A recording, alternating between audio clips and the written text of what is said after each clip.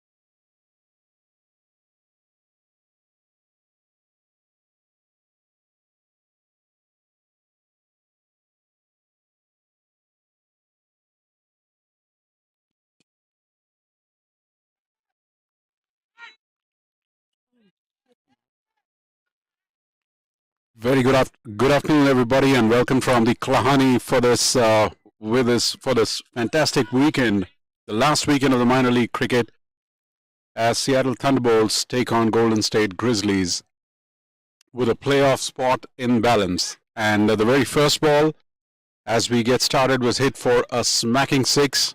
I'm joined by Rance Rodriguez as my fellow commentator for this wonderful game from Kalahani today. Welcome, Rance. Well, thank you for that welcome, Sheil. I got kind of distracted there with all the action going on. I mean, first ball six, and right as you introduced me, I thought that was a catch, but looks like it was not. But yeah, like you were saying, last weekend of minor league, the league stage, and this being a really big game. These two, I mean, Seattle Thunderbolts definitely in contention to make it for the playoffs, and that one is called wide. So Sheil, you have been around the circuit for a bit now. Mm-hmm. So how do you think Kalahani will play today, given that it's quite late in the summer? We've had the sun beating down. Yeah, it is. It has always been a sort of batter's paradise, Kalahani, considering that we played on a artificial turf. But that said, it's a slightly changed conditions in terms of the outfield, which used to be a little sluggish last season. We saw the first two games here and produced a lot of runs. And the team batting second, it kind of favored that. So it was a bit surprising to see the Grizzlies win the toss and to bat first here. Clearly, the intention is to be hit their way out of the power play. They're throwing their kitchen sink at everything at this point.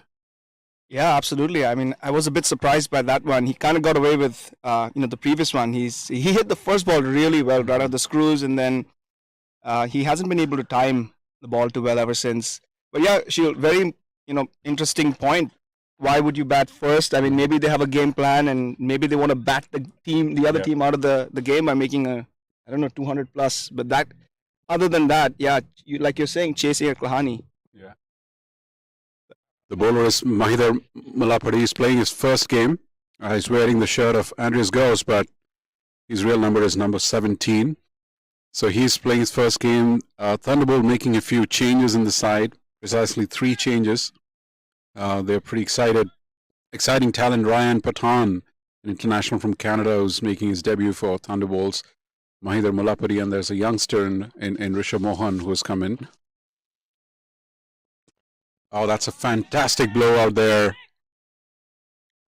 And that's been hit just one bounce off the boundary. Grizzlies have come out with the all guns blazing out here. That was Karan Chandel, I guess, along with Sami Aslam, who is the captain and who started. This is Sami Aslam, in fact, on strike. So he is the top scorer for Grizzlies thus far in this tournament, this edition this year, and he's clearly showing his intentions, leading the team from the front with a couple of lusty blows already. Yeah, absolutely. I mean, he's come out there with some clear intent, and that was a really clean shot over mid-off. Looks like he uses a lot of bottom hand, so he gets most of his power through there. So it could be something for the bowling side to think about with respect to their lengths. Yeah. I think anything pitched up, he's going to go for it. So it's going to be interesting to see now that Shadley, I think it's Shadley coming into the attack now. He's experienced. Very interesting to see how he would vary his lengths or, his game plan for this pair. So after first over, it's 14 without loss.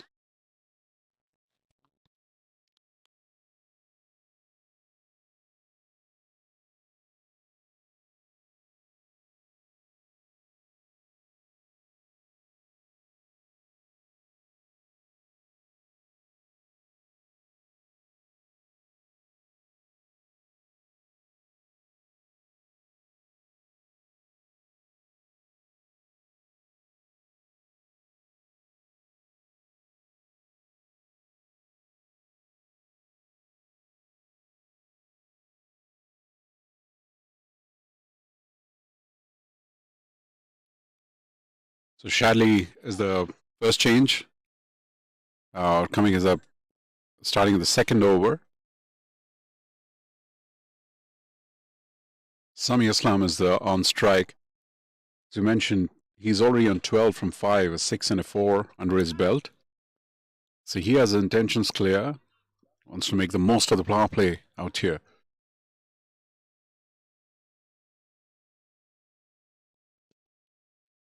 Okay, that's a catch. It's gonna be a real hard one, and that's wonderfully taken. And that's the breakthrough they were looking for. As you saw the camera, it was a wonderful catch by Jagrup Raina. He's a wonderful catcher. He's always got some fantastic catches under his belt. And as you saw him appear into the frame, that ball was up in the air, miles up in the air, and took a long time to come down. But a short, flourishing innings of the captain Sami Aslam comes to a rather quick end, much to the grief of Grizzlies. Right? Yeah, and like I was saying, I was expecting something from Shadley, given his experience, and he pulled his length back a little bit, and that may have come a little faster than Sami was expecting. He still went for the shot. He used a lot of bottom hand once again, but hitting it really high on the bat. No timing on that. And Jagrup taking a really good catch. So that ends that little threat from Sami Aslam. It could easily have been a quick fire 50, but I think Thunderbolts pulling that one back really fast.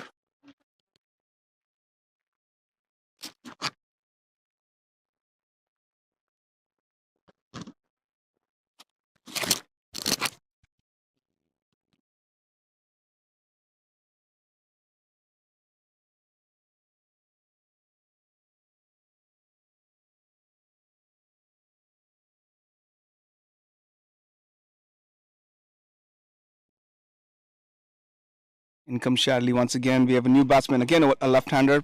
Plays it down to third man.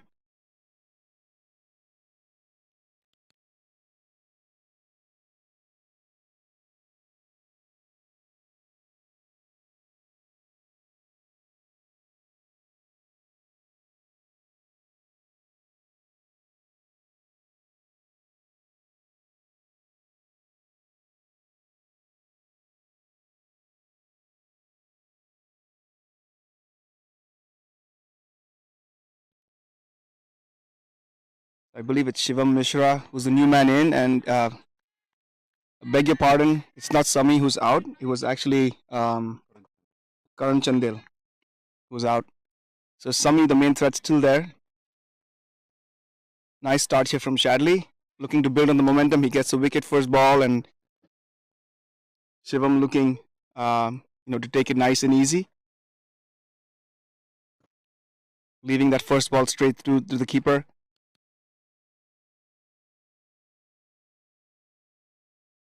Once again, a good line and length, and Shivam doing a good job just running that down to third man, getting off strike, getting the danger man Sami back on strike. So this is going to be an interesting matchup right here again. I think Sami, just looking at the way he's going, he's going to want to keep that momentum going,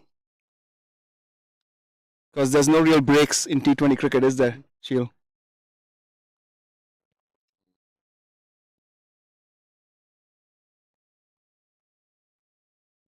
Oh, and there you go. Once again, the experience of Shadley coming through, pulling that length back just a little bit. And I think that was a bit of a cross-batted shot there from Sami. So this time, Sami is really gone, Sheel. Yeah. Drags that one. It was kind of maybe on a fourth or fifth stump, and he dragged that back onto his stumps. What an over. What an absolutely cracker of an over. As much as they would have probably felt that Grizzlies would have taken a little bit of an upper hand in that first over, but that was short-lived, as Thunderbolts pull back things by sending both the openers back to the pavilion.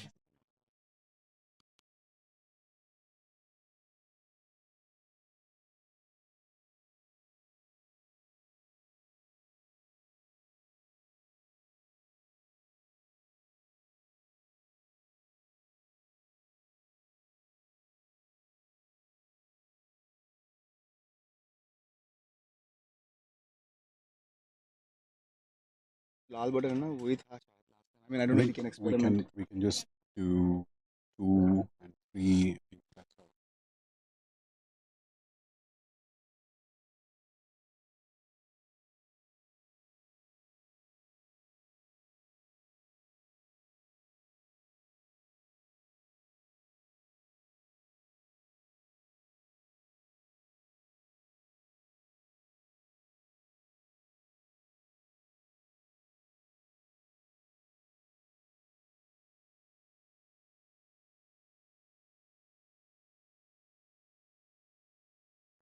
So the new man in is Zia Shahzad. He is the 4th highest run scorer for this team. So it's going to be an interesting phase here. I know that the Grizzlies they've shown their intent. They've tried to go after the ball, but it's kind of come undone a little bit with those 2 quick wickets. It's going to be interesting to see how, what kind of strategy they apply here on in.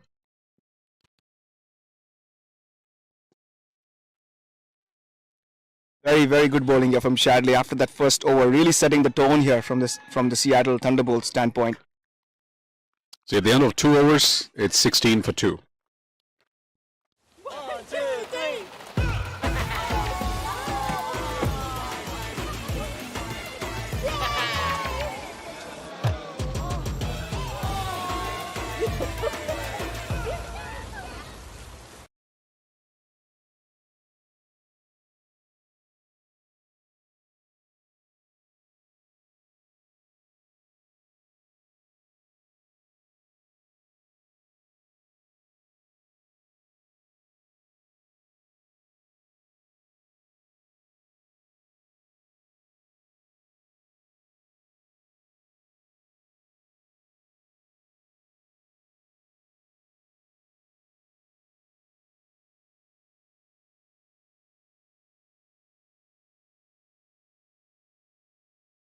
Oh, was a catch.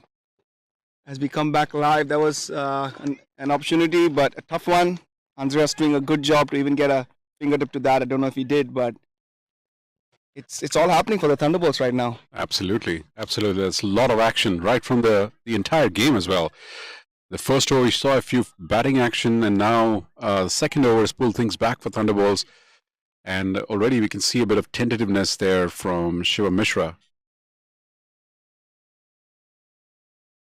And Shadley kind of troubled him the last over. He left the ball, and then he kind of got a thickish outside edge, straight down to third man. So he's going to be under pressure for sure. And now that He's had 2 quick wickets gone. Once again trying to play it down, and that's good fielding, very good fielding. But have they conceded an overthrow? That's good intent there from the captain, Harmeet. There's a lot of action happening here. There's a lot of conversations going on the field. The Thunderbolts have a lot of chatter in their ranks. They clearly see they've got the opposition on the back foot.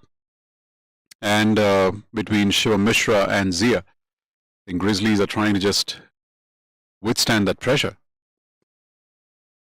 It's a wonderful shot from the back foot as Shivam just trying to place the ball through that strong offside in field. Picks up a single.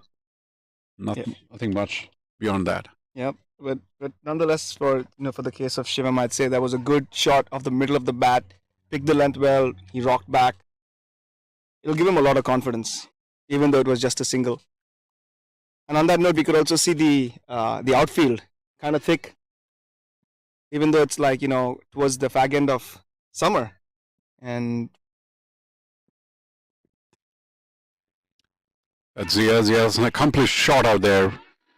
Turning it, glancing. This is going to be close. Wonder if that was a chance.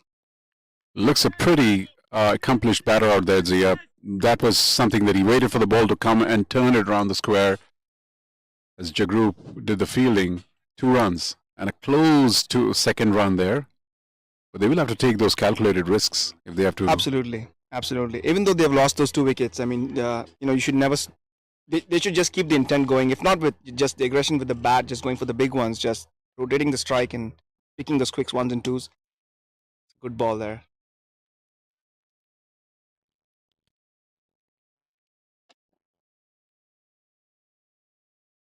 Good ball there by Mahidar. Also going to be important for him here after the first over in which he went for 14 runs.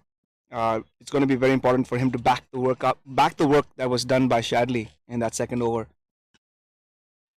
No timing that this could be an opportunity. Goes for the wrong end, I believe. But good intent in running between the wickets by the Grizzlies. That's what they have to do right now, especially after those 2 quick wickets. It's the end of 3 overs. It's 24 for 2. My son, he's so soft-spoken. Oh, yeah. Everyone says he's so good-looking, and he never forgets to call. Hi, Mom. Born for your true self. The 2022 Tundra. Toyota. Let's go places.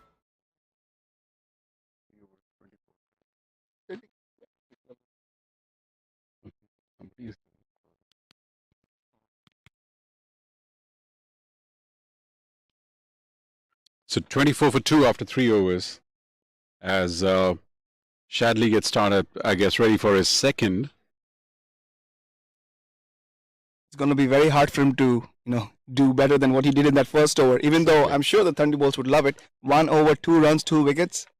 Let's see what he has in store here.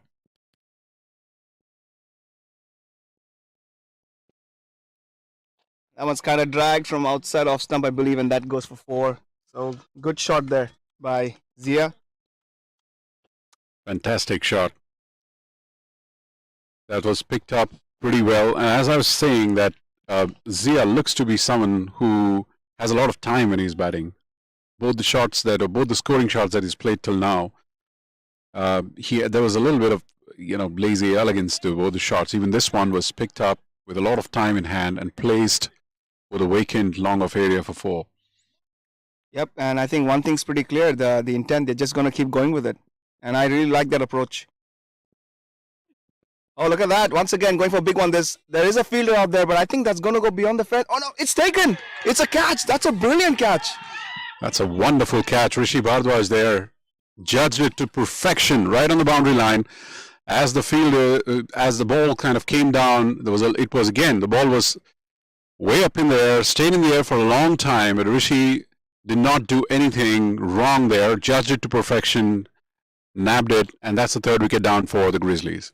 Yeah, and I can't underscore the importance of that catch. Firstly, just because of how hard it was, and on top of that, with Grizzlies once again showing that intent and getting that boundary, this catch was really important from the Thunderbolts' point of view to try and show that, even though you're scoring runs, we are taking wickets, and that's how we're going to contain your scoring today.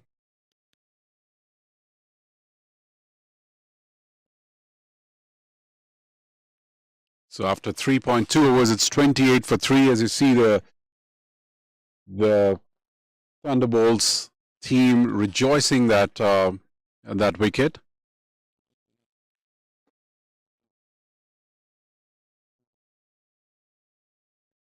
The new batsman coming in is Malik Junaid.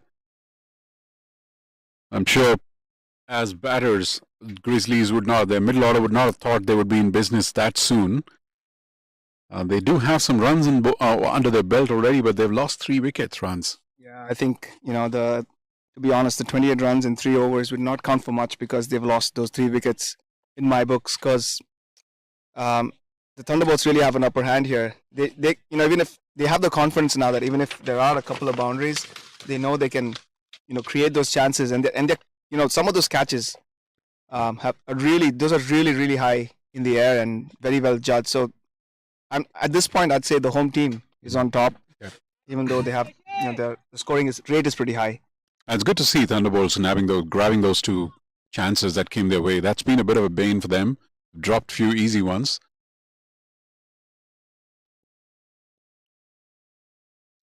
Shadley has started very well today. He's not had a great performance here. The last time I saw him playing the first 2 games of this season, he went for a lot of runs. So it's good to see him because his rhythm is crucial for Thunderbolts. He comes in as the opening bowler, then comes back at the death. So his being in rhythm is very crucial. He is in top form at the bat in the last 2 games. It's good to see him bowl very well. Great line and length there. Oh yeah, absolutely. And he's one of the premier all-rounders for this team. So him getting this confidence just with the ball could just mean it translates through even with the bat, and we may see some really good innings from him later on. So yeah, very important for the team for him to have his tail up and get his rhythm going while he bowls. There you see the field. It's got a slip in a third man.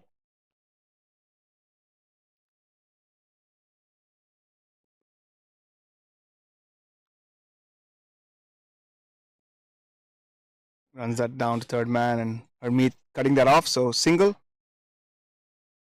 That brings the new man Malik Junaid on strike. Going to be interesting to see what the way Junaid plays here. What kind of messaging the captain has, for his batsman in the middle. Is it consolidate? Let's go big later, or let's just go bang, bang, bang?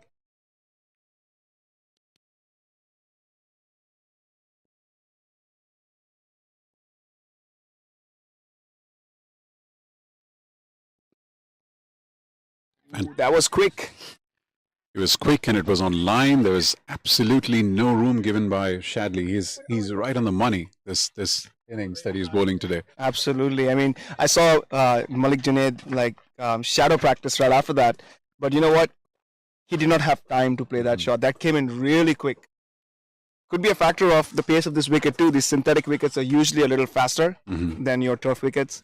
But let's see how Junaid adapts to it.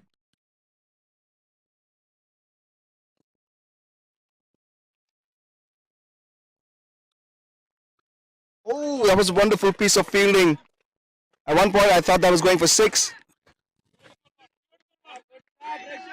Very good work by Rishi Bharadwaj. Rishi Bharadwaj is on fire. Absolutely. After that fantastic catch, this was a sure shot 6. The ball had 6 written all over it, but he kind of grabbed it midair on the boundary line and threw it inside, clearly saving 6 runs. Didn't take the catch though, but it was some valuable runs saved out there. So after 4 overs, it is 31 for 3. How did a global retail pharmacy increase orders by 100%? How did a multinational bank build a #1 rated digital app? With people who help leading companies transform through technology.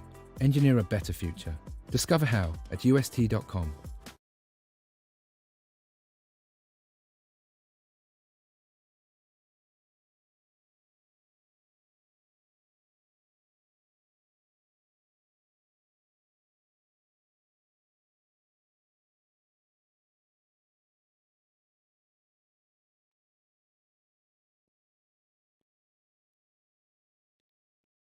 Shubham Ranjane is the first change in the Thunderbolts bowling lineup.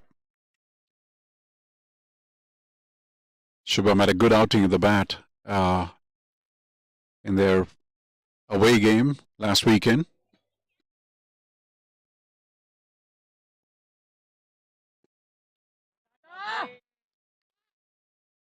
Seems like, especially compared to Shadley, a little bit of pace off, which is not a bad thing. Honestly, just mixing it up between the two bowlers. Starts off really well.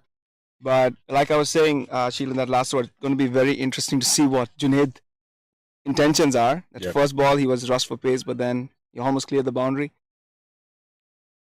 This is a very different game plan from the Thunderbolts from what they've been playing over the season. They've been always going with Shadley as a seamer and starting with slow bowlers with Akhilesh Bodugam and then Harmeet. So it's refreshing to see they've changed that so close as the playoffs are on the balance. They brought in Shadley, or Mahidhar, and now Shubham. So there's some seam going up right up the order, and they've got a few options there. They're not just playing with 5 bowlers; they're playing with about 6 or 7 bowlers in this side right now. Absolutely, and that's a great thing that they're doing. They're just preparing for that all-important playoff berth if they do manage to make it. It's always good to have those reserve bowlers, those reserve options, to know that the captain can just throw the ball to someone and just say, hey, do a job for me. Absolutely. I mean, they've got Shubham, they've got a couple of new players in the team. Rayan Pathan is an exciting one that we're all waiting. He also is an all-rounder.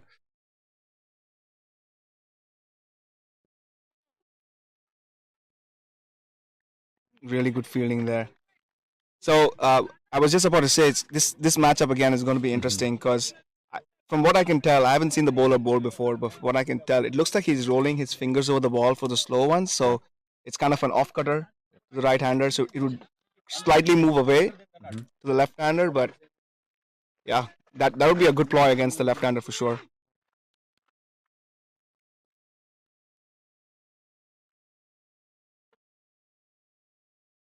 That's an excellent point that you bring in. I guess it's a bit of an horses for courses with the kind of options that Harmeet Singh has.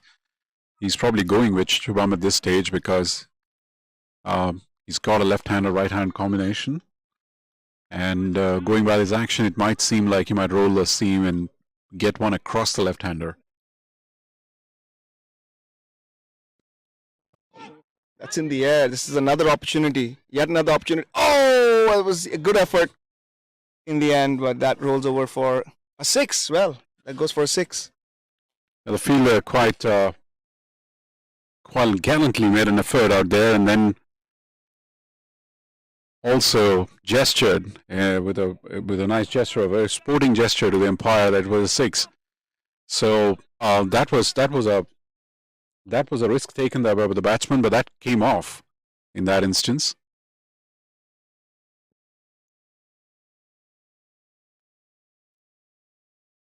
Come back by the bowler there. So that's the end of the over, and 40 for 3 after 5.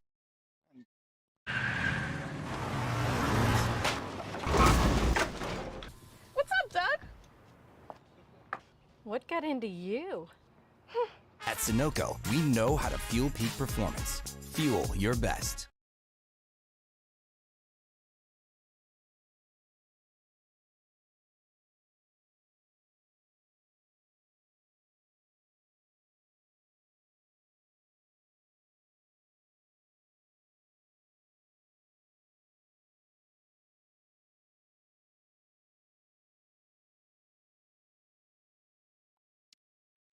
Shadley starting the 3rd over there for his spell, and 6th over for the innings, 40 for 3. And that's been hammered towards the mid-wicket boundary. And that ball kind of goes and slows down next to the boundary as Akhilesh picks it up. That's a 4. Wonderful shot there. Nice little on drive. He might have wanted to play that on the ground just to reduce the risk element, but I guess with this outfield, he chose to just go over the top. Really good on drive, and that just rolled over. But once again, Sheila, it looks like the outfield is kind of slow. Yeah, it is. It is closer to the boundary. It just turns into a golf arena. That was again a close-in chance. The offside and the close-in fielding is packed, this being the last over of the power play. So any touch and run is going to be a risky one. Yeah, that infield looks electric, especially with Harmeet leading from the front.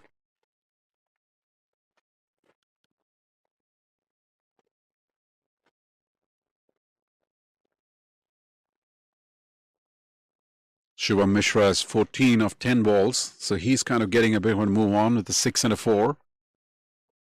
And Malik Junaid has got a boundary too. He's bowling around a ball 7.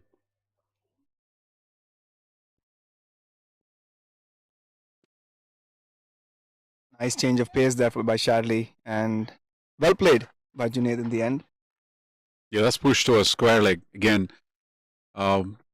They would try. They would probably try, and the reason they're bringing back Shadley is they don't want to give. The intentions from the Grizzly batsmen are clear. They're going to go for big runs where there is an offer. So they probably don't want to give too many out here.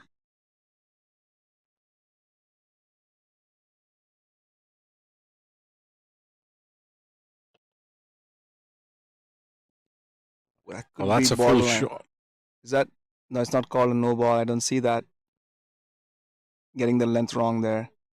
That's gone for 6. Wow. I thought he had one hand off the bat.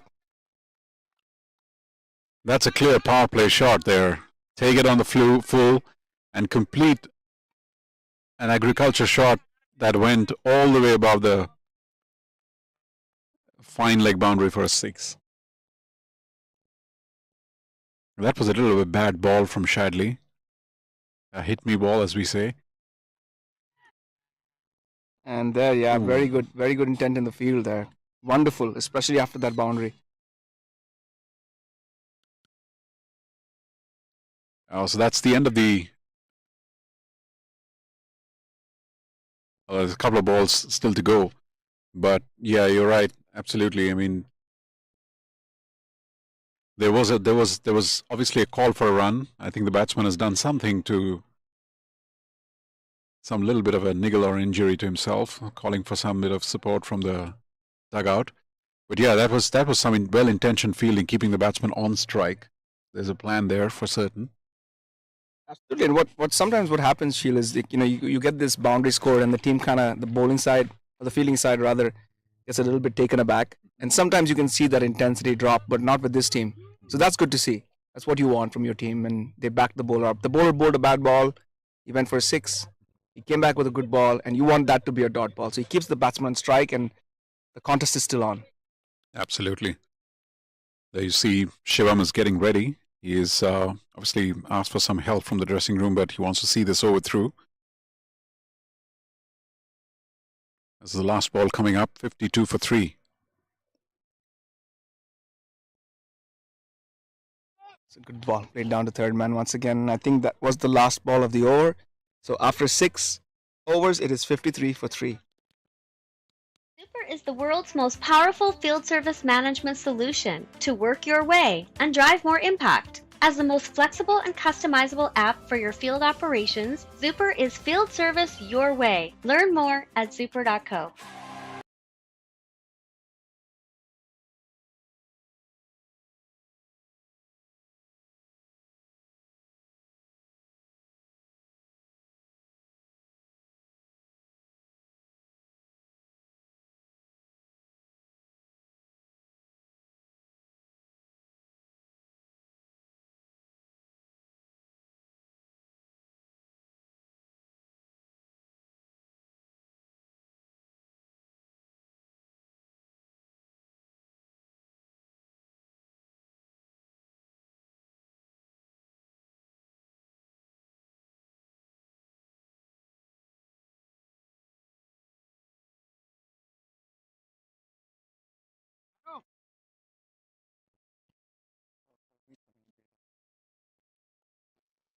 So a scene that we have seen for Thunderbolts practically every game. The moment the power play gets over, it's Harmeet Singh who comes in.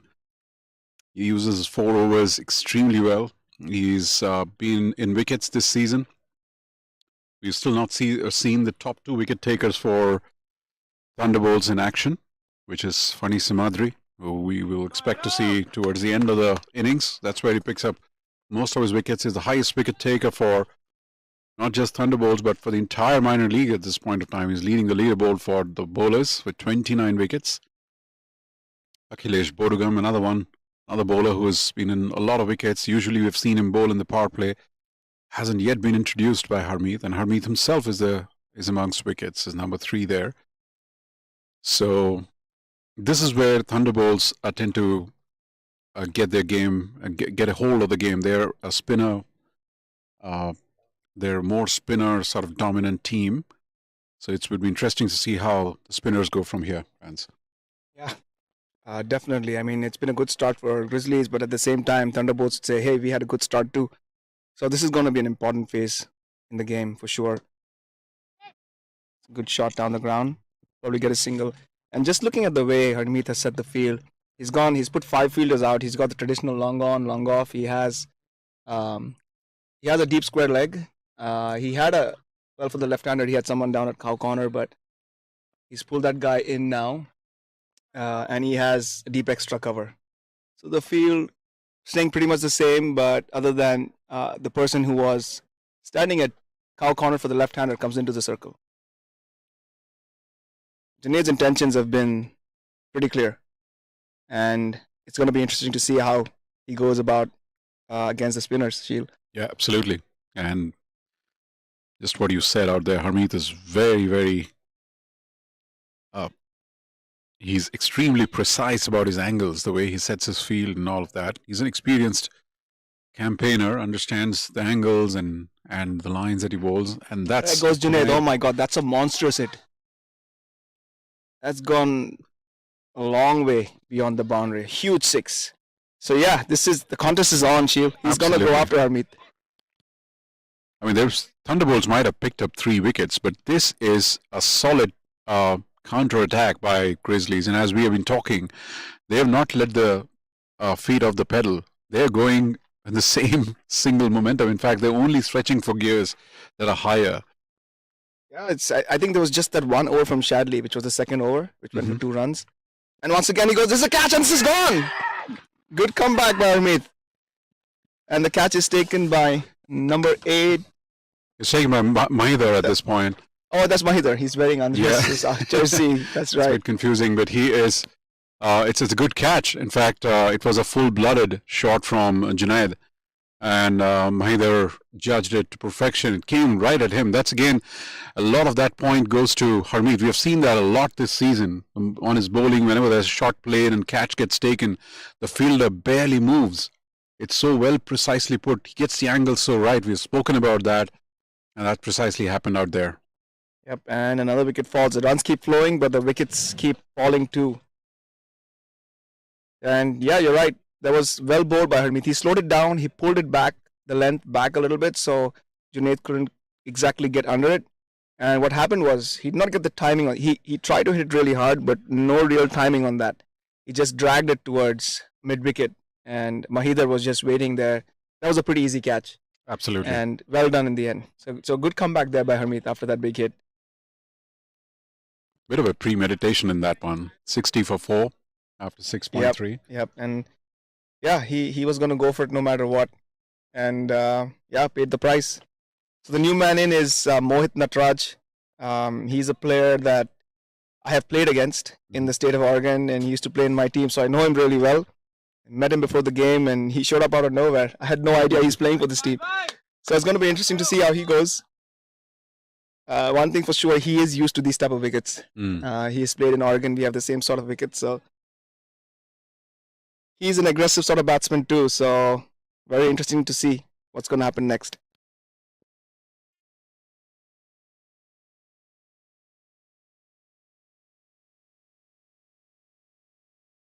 Smart cricket just gets off the mark. There was a big gap on that leg side. Gets off to the non-striker's end and hands the reins over to Shivam.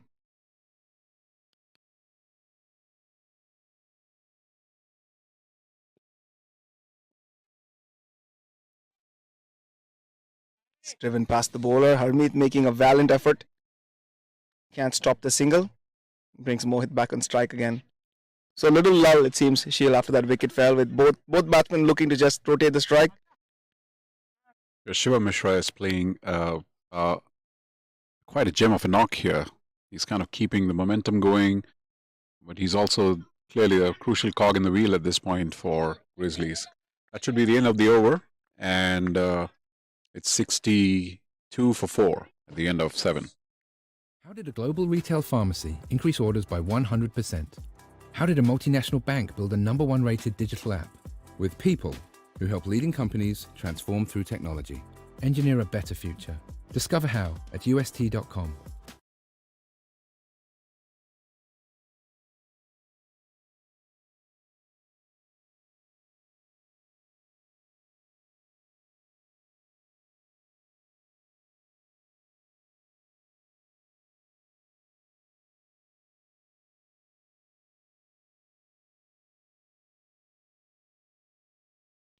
Akhilesh Bodugam. So there we go. They're both the frontline spinners unleashed at this point. There's going to be an interesting phase. It's a run rate of almost 9, 8.9. They're continuing that 8.5 to 9 runs per over. And Yep, intent is always there. And once again, you can see bad ball that time. First, that's a loosener really. So just keeps, he gets away with that, honestly. But this bowler, he looks really tall and lanky. yeah. And he's used his height to absolute perfection. He's had a big heart, comes and bowls with a lot of guile, bowls most of his overs he has bowled in the power play, so that requires some degree of courage. He definitely is very crafty. Wow. He misses That's his length, and that's gone for 6. That's a classic Lahani 6. Usually disappears into either the greens or in the neighboring park. That was a massive one. Big 6. But I think Akhilesh has got his length wrong on the first 2 balls. I mean, both of them were hit me balls. Mm-hmm. Even that first ball, like I said, Sheel, he got away with that, Yeah. just a single. So he's gonna want to pitch. He'll get that length sorted out. Mohit Natraj getting into the action, and obviously he's not wasting any time, like you mentioned, Rance. His aggression or intent is absolutely clear. So has been every single batsman who's walked out of the Grizzlies tent. The intentions were out there to just get the things going and the momentum, not to lose the momentum. And that's intelligently played by Mohit. It was well bowled by Akhilesh. He pulled it. It was faster, slightly pitched up, and Mohit showing that he has more degrees to his game than just those big hits. It does look to me that Mohit is the kind of player who might just respect the good balls and try to go after the bad balls, maybe just anchoring the innings even. Very good ball. Getting the length right that time, Akhilesh. And looks like he's getting a bit of turn. Hard to tell from here. Yeah. Ever so slight one, but he definitely gets some turn. The good part is he's got he varies his pace. At the same time, he's got a good arm ball. Bad. That's a hit me ball once again, and I think he's going to get away with it once again, thanks to the Klahani outfield. I think Shivam not really getting the timing right on those. The length is all over the place at this point. He's got a couple of rather short deliveries, easy ones for Shivam to just swivel hard and get a couple of easy runs in there. Oh, that was a massive shout. Massive shout, yeah. Like I mentioned, that's one that he that hurries after pitching and caught the batsman off guard. So that's the end of the over, and the end of 8 overs, 71 for 4.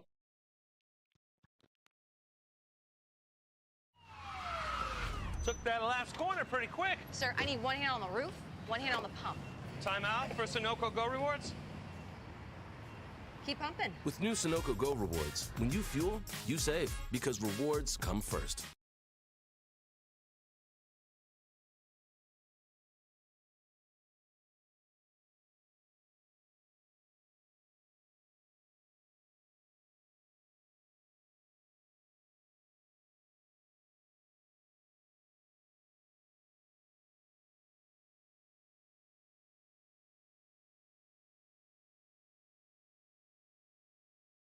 Harmeet back into the attack.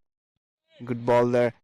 So both spinners, Sheel, have gone for 9 runs apiece, even though Harmeet's over He had that one big hit by Junaid, but after that, really good over. I think Akhilesh was more on the shorter side, and in fact, I think he was lucky to get away with that a couple of times. So his captain's going to want him to pitch that up a little bit, try to get the ball to do its work, rather than just bowling those short balls. And you can see what these guys can do with those short balls. True, and they're trying. We're talking off the camera. They're trying something different out here. This game, Thunderbolts. They have always started with a spinner, and while sometimes they've gone for runs, but they've always picked up wickets and put a bit of a leash on the opposition. So this time, going with 3 seamers, they've given a lot of runs. They picked up wickets, but somehow Grizzlies are going on with their plan. And that's a reverse sweep, right against the run of play, and he gets a boundary. Wow. Oh, this has been a bit of a masterclass from Shivam. He's been relentless in terms of his attack on the Thunderbolts bowling. Right from the time he's come in, he's tried everything. He's been innovative. And he's going on a good tilt as well.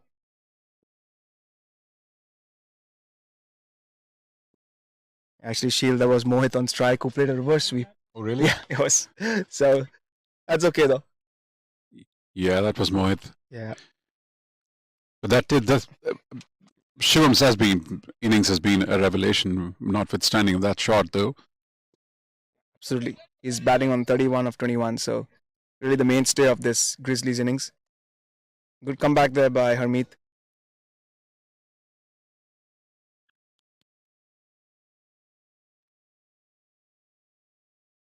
This is a very, very crucial weekend for the Thunderbolts. Their playoff chances are completely dependent on the way the results from this particular weekend will come up. And the writing is on the wall. They have to win both the games and not wait for any mathematical equation to have. That's the first piece, to get both the matches under the belt, and then hope that they can also do that with some degree of urgency, so that the net run rate is in their favor. That's the end of the over. At the end of 9 overs, it's 78 for 4. वक्त आ गया है Lakshmi basmati rice को घर लाने का। Lakshmi extra long basmati rice. इसका हर दाना हो इतना लंबा, पकते हुए महके और प्लेट पे क्या खूब खिले। हाँ, मेरे घर लाने का।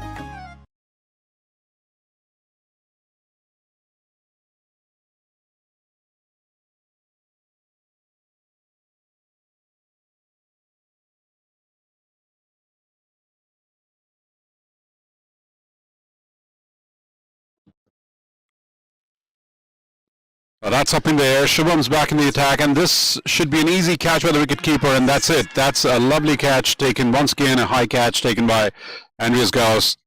So a change in the bowling as Shubham comes in the very first ball.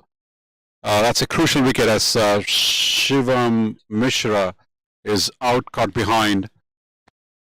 So that's a bit of a respite for Thunderbolts there. Yeah, that was. I think that's a very important wicket, and good captaincy there by Harmeet, because he saw in the last over his tall, lanky spinner wasn't getting his length right, and throwing the ball over to Shubham, who delivers the goods. And that's so. The Grizzlies now are 5 down, which means half the side is now done. So good work here by the Thunderbolts on at least getting those wickets, even though they are going for a lot of runs.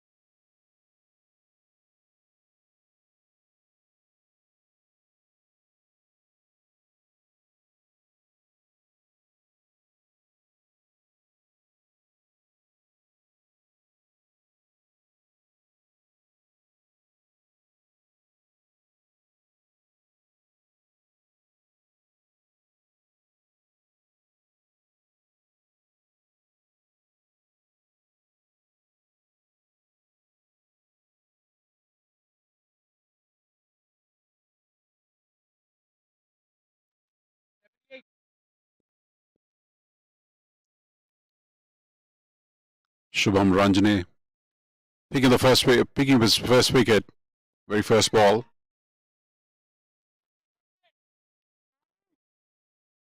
New batsman in is Aditya Srinivas, and he gets off the mark, squirting that one down to short fine leg.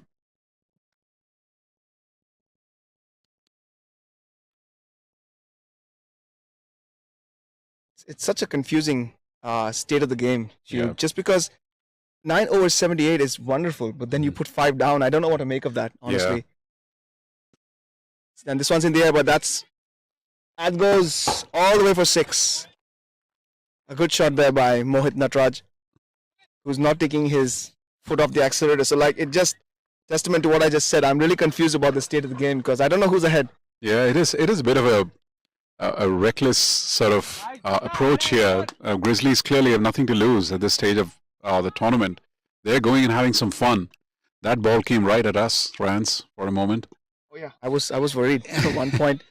But having said that, the straight boundaries here at Klahani are on the shorter side. Mm-hmm. So I don't think he hit that as well as he wanted to. So a risk taken and reward received, but it looks like they're still going to go for it, Shield. So it looks like either they're going to be all out in 14 overs or they're going to make 200. Either one of the two. They scored 200. We are in for some royal treat in terms of batting. Mohit Natraj looks pretty compact in his batting so far. He's got a couple of sixes and a boundary, meddling the ball from the middle of the bat. So yeah, he looks like that long list of power hitters that Grizzlies are sending one after the other. He certainly qualifies there as one of them. Yep. Oh, trying to run that one down, and I can't help but think that he's getting some sort that Shubham is getting some sort of off cutter going in there, which is kind of cutting out the room, and you see that the batsmen are struggling to get that away. But I think that's the end of the 10th over, 86 for 5. Hey, Lucia, any chance you can help me type a report? Of course. You are the best. Oh, all this says is Q4 report. Hey, Trevor, how's that report coming? It's going great. Working on it right now.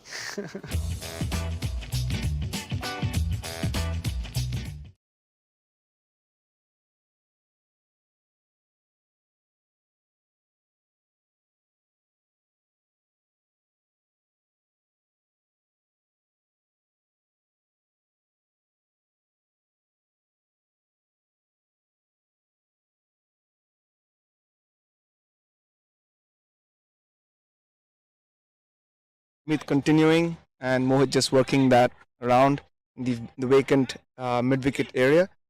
So halfway mark, 86 for 5, Shield. I think Grizzlies would have felt a lot better about this if they were, 2 or 3 wickets fewer down at this point.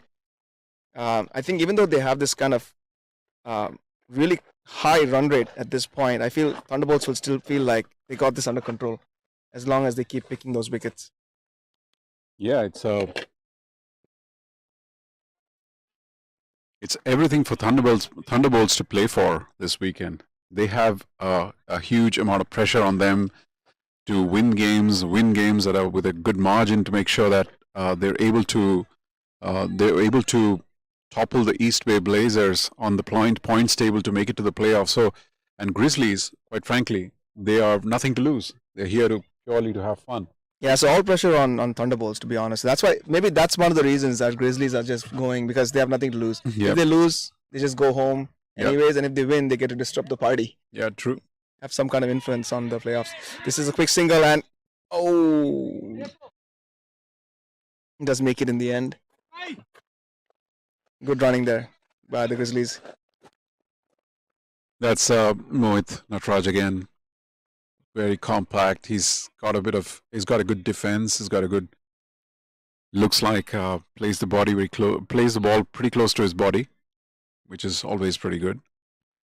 Yeah, I've seen him play a lot in my days. This was in the 2014, 2015, and yeah, he always stood out as the batsman who had everything going for him with his technique, and also for the big hits. Having said that, Hermeet is bowling a really good tight line here and building up some dot balls. And those dot balls will build pressure.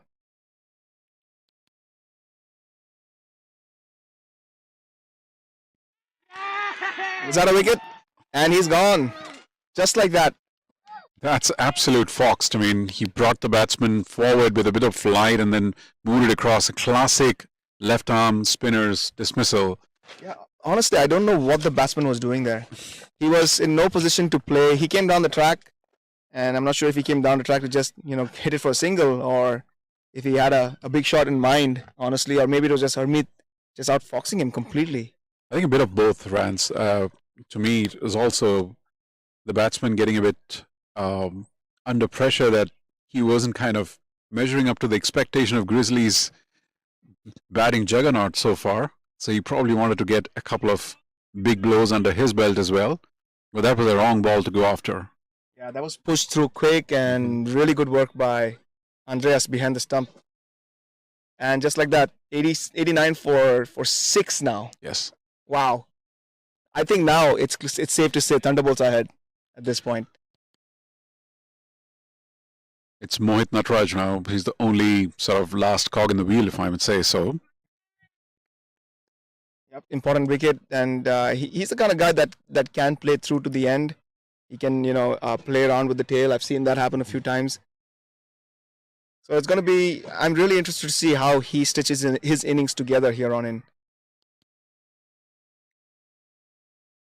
Second wicket for Harmeet Singh. He's clearly, whenever he goes for runs, it's remarkable how he gets things back and also picks up some wickets. He's such a critical player in this Thunderbolt side. He delivers as a captain, as a bowler, and whenever a couple of very key innings this season, won a super over for them with the bat.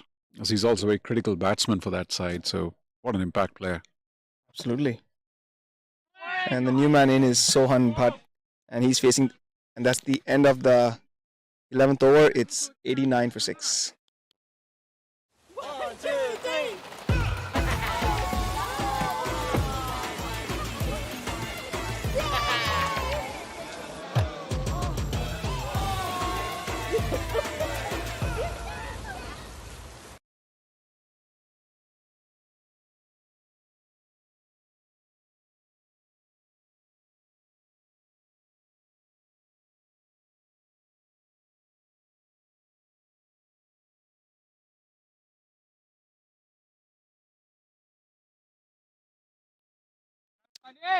And so 11th, so 12th over, and sees the introduction of Fani Samadri, the man of the moment for Seattle Thunderbolts as far as bowling is concerned. Has picked up a hat-trick this season. Has forced a super over, a match that all but seemed lost, and then only to see his captain come and see them through. He's done it all this season.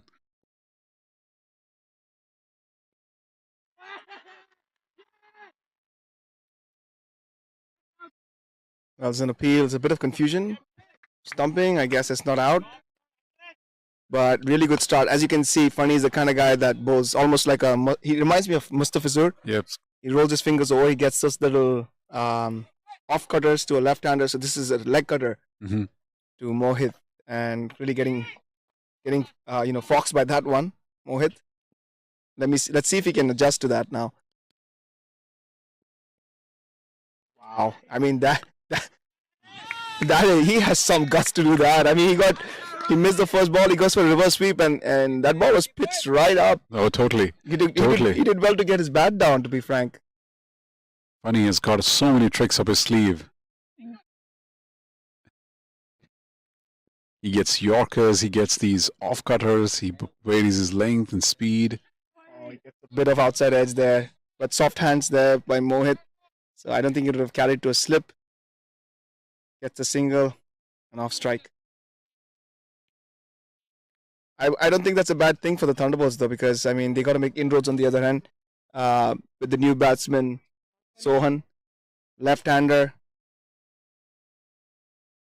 If I'm Fani, I'm looking for that to strike by going between the gap between bat and pad.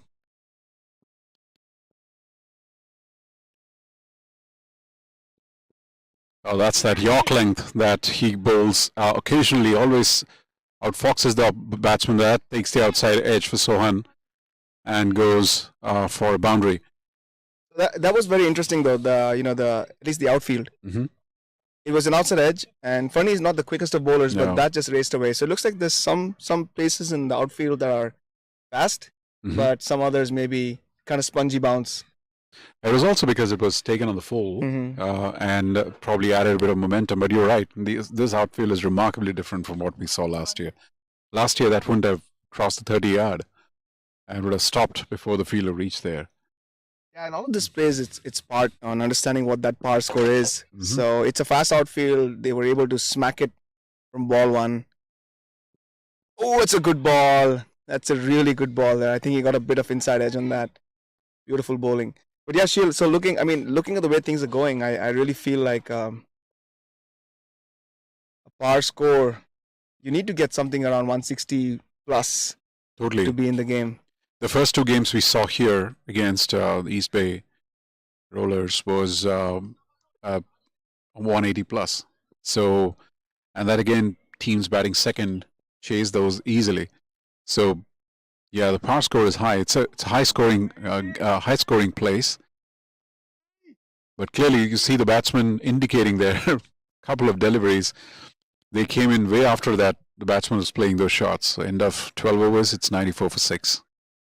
My son, he's so soft-spoken. Everyone says he's so good-looking, and he never forgets to call. Hi, Mom. Born for your true self. The 2022 Tundra. Toyota. Let's go places.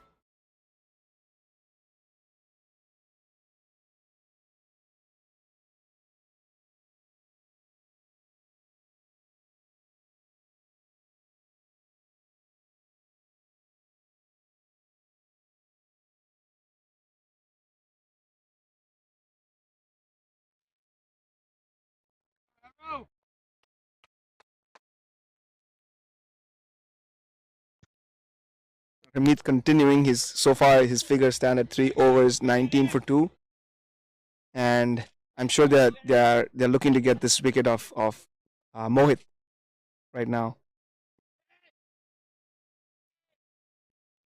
Good ball, just rotating the strike.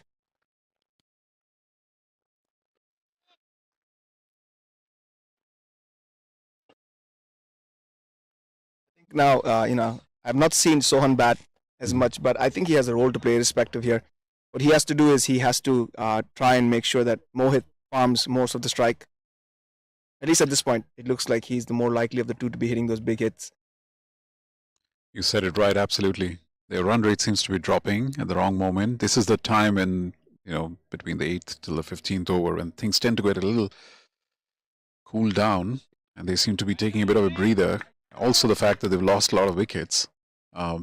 So it's a mix of both. So at this point, I think it's how much they can safeguard one end to give Mohit as much a strike as possible. Yeah, and I think, so right now, if I'm not mistaken, that was the third straight dot ball that they've bowled to Sohan. And there comes a release shot. He gets away with that. Not much in control of that. But every dot ball that's bowled to Sohan is gonna make Mohit antsy. That's going to be important as well. So from a strategic standpoint, they want to keep Sohan on strike and keep frustrating Mohit.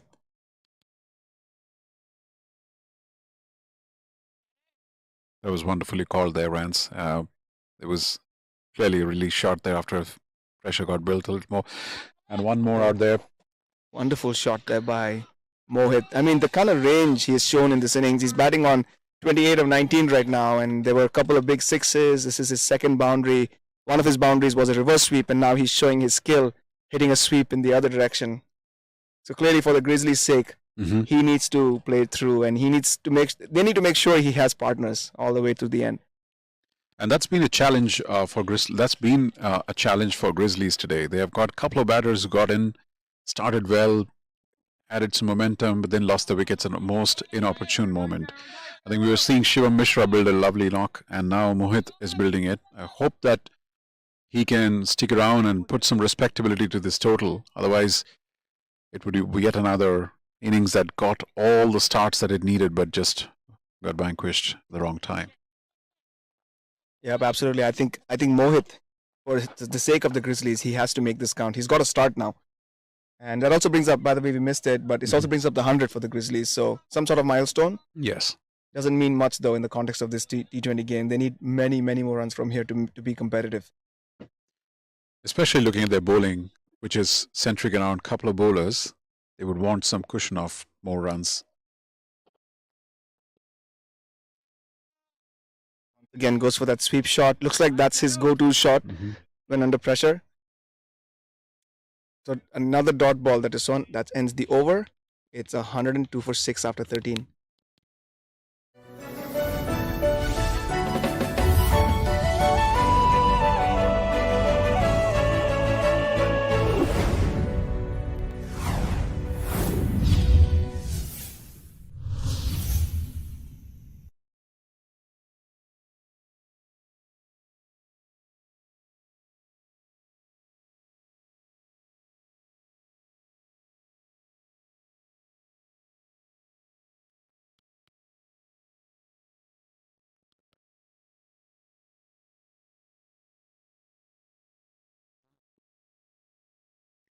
Pani Samadri in for the next one. That was another one that came into the batsman. He has got this phenomenal mixed bag that he bowls at the bowlers. One that goes away, one that comes slowly at the batters, and one that comes inside. This one was one of those. So he's always keeping the batsman on the toes, and he also is keeping the wicketkeeper on the toes. There's a chance. Oh, I think there was a chance. And they miss out on that.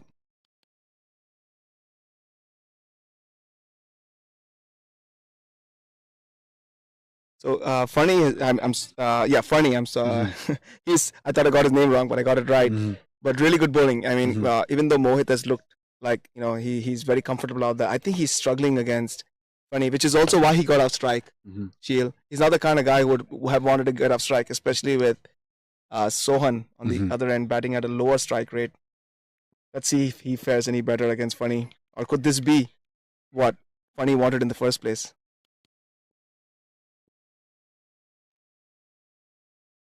Right as I say that, Sheil, there you go. I always thought Funny against Sohan was a bad matchup. Yep. And yet another wicket falls, and really I think at this point the wheels are coming off. Wonderfully called there again, Rance.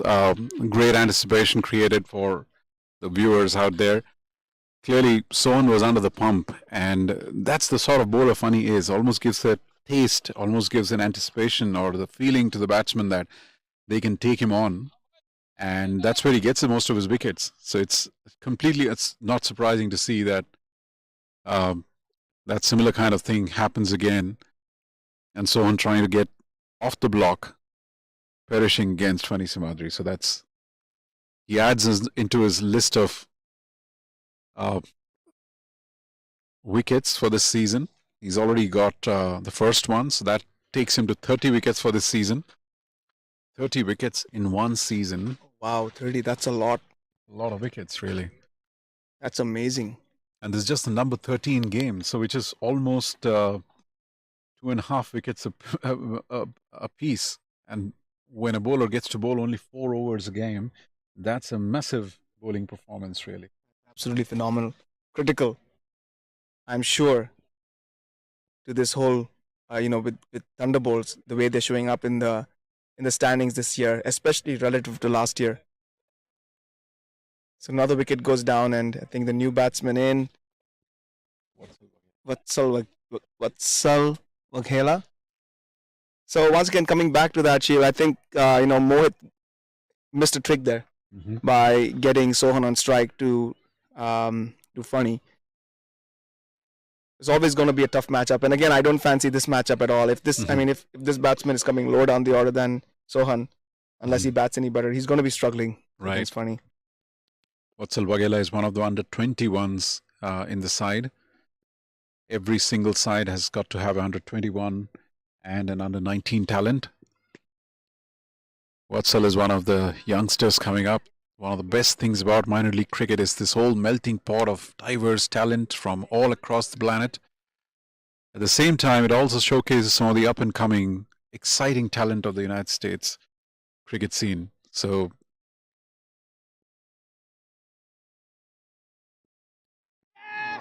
wow, he's looking deadly. And I was just about to say, talking about that last ball, the way it was fielded, by Harmeet just to make sure the new batsman is on strike. That's the kind of intent. That's the intent of a champion team. Absolutely. Honestly, just understanding the state of the game, reacting accordingly. So wonderfully done.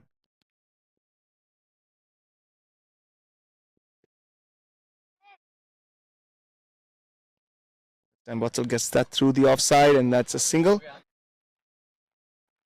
That's the end of the 14th over. At the end of 14, it is 104 for 7.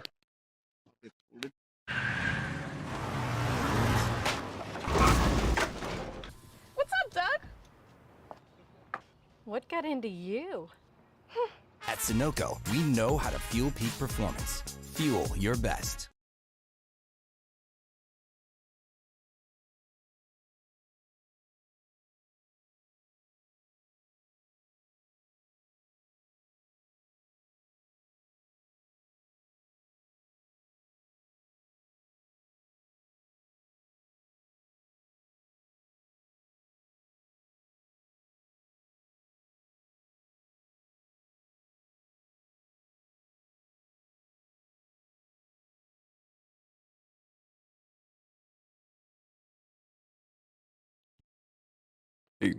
Fantastic day out here in Kalahani, as you see there. The sun is belting down on the classic Pacific Northwest summer afternoon. A little cooler than compared to the week that has been so far. The mix of cloud and blue sky. There's a lot of local cricket fans who are coming in, knowing very well the kind of things at stake in this weekend. As their home team is on the verge of making the playoffs, if they can do everything right, get a couple of wins, get their net run rate a bit of momentum. So far, they've put they've done all the right things here, and that augurs well for them for the rest of the game if they can keep this sort of intensity going as Shadley comes back for his second spell. And as Shadley comes back, it's also an indication that Harmeet is going for the juggler here. He's bringing back his strike bowler. Shadley has gone 3 overs, 22 runs so far, 3 wickets. Clearly, he's looking to end this and end this now.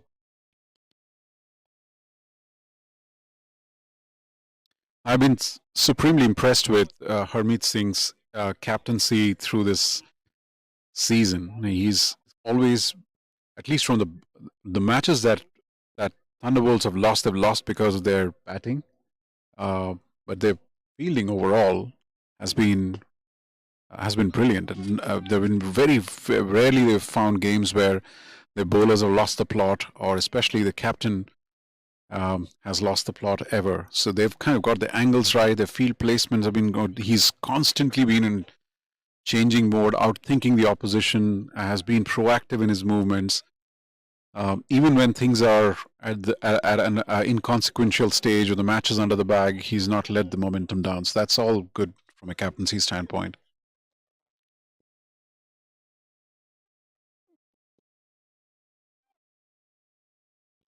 Yeah, she'll absolutely. It all comes from the leader of the team, and he's doing his part.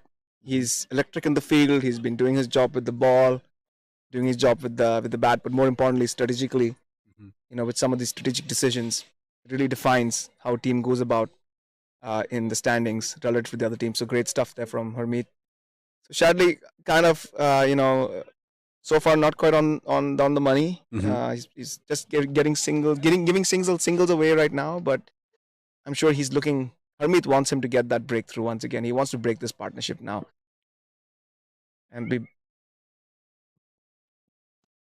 as I say that, he pulls a short ball there. No timing, so you can hear Mohit really upset with himself. So Shadley getting away with that one, just a single.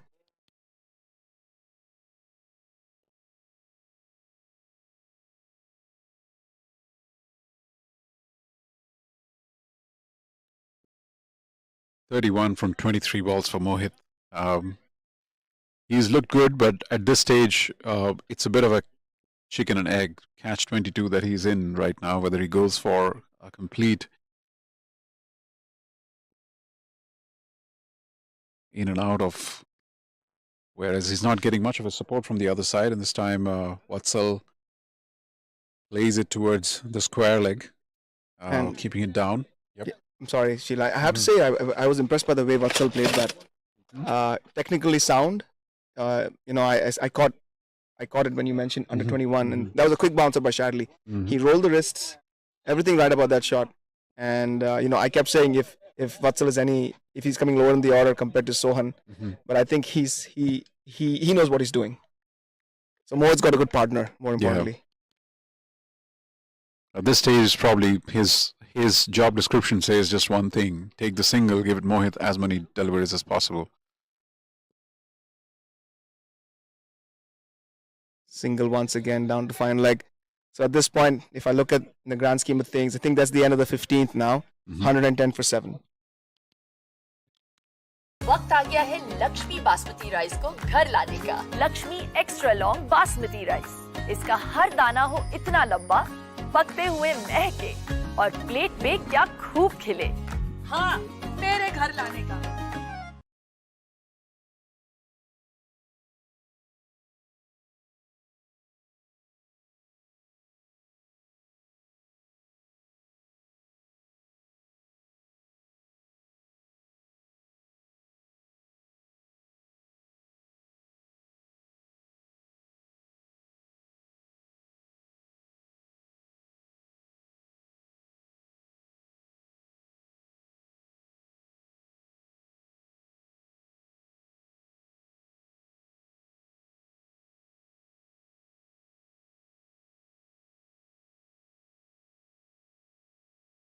It's a really loose shot from Mohit. Lucky his stumps are still intact.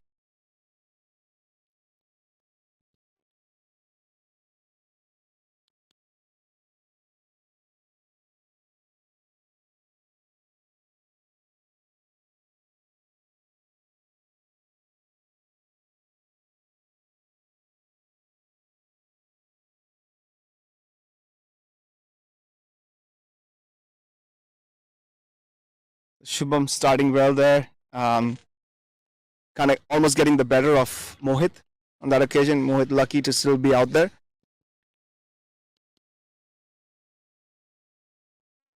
It's good bowling. This couple of, it clearly shows Vatsal is under pressure. Yeah, he's under pressure. And he wasn't in position to play that shot, to be honest. He was kind of on the front foot to ball that was kind of on the shorter side. If I were him, honestly, I'd just be looking to tap and run wherever I can. I mean, the infield is electric, but find that gap and try and get off strike, get Mohit back on strike. Because right now, if you're Grizzlies, you really want Mohit to farm all of that strike. True.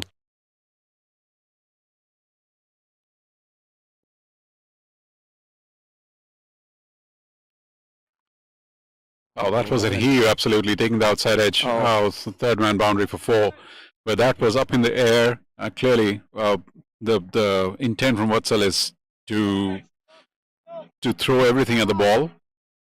Seemed like it could be a catch, but eluded the fielder for boundary.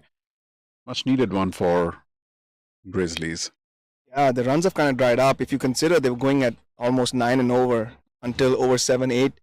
That's dropped significantly now. And that boundary was a much needed boost for the Grizzlies. Lucky. Vatsal was lucky on that occasion. That could have gone to hand. And that's a nice little shot. I know he just gets a single, but this under 21-year-old is really impressive. Wristy. Really good application of skills. Well, he's doing a job here. Certainly took some time, a couple of balls to see it, and then, like we were speculating earlier, that he'll probably be there for giving Mohit some support. But he's obviously trying his best to get some runs under the belt as well. 115 for 7 now. Batting right now, he's batting on 8 runs of 8 balls, so that's fantastic. Yeah. Oh, and that's misjudged there by Jagrup. It was an opportunity, and Shubham is clearly upset. It was not an easy catch by any means. No, it wasn't. I think Jagrup made it a catch by running really fast, and unfortunately, some of those just don't stick. I think the thing is, when players like Jagrup, they have reputation of being a good catcher. Sometimes reputations tend to create the expectation. And in this case, I think the disappointment from the fielders and the captain was more because the reputation that Jagrup brings in for his catch. He was almost there he covered it all up and then missed it completely. So it was a bit of a misjudge there. The captain changing the field. And what makes that catch even more important, Chil, is that it was of Mohit. Yeah. He's kind of been he's been stuck at around that 29-30 mark for a while now. Mm-hmm. And the end of 16 overs, it's 121 for 7.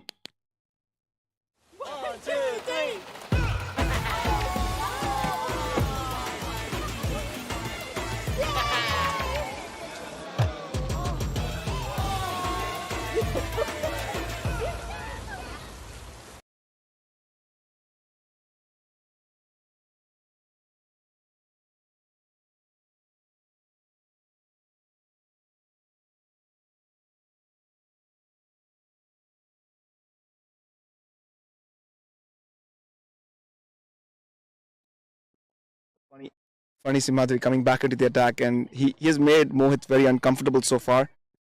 Once again, beautifully bowled. Mohit happy to get off strike. There's going to be no pace from Funny when he bowls. Never. He's not going to get any much of. It's for the batsman to create the pace and boundaries that they have to take a chance. And more often than not, that creates an airy-fairy shot.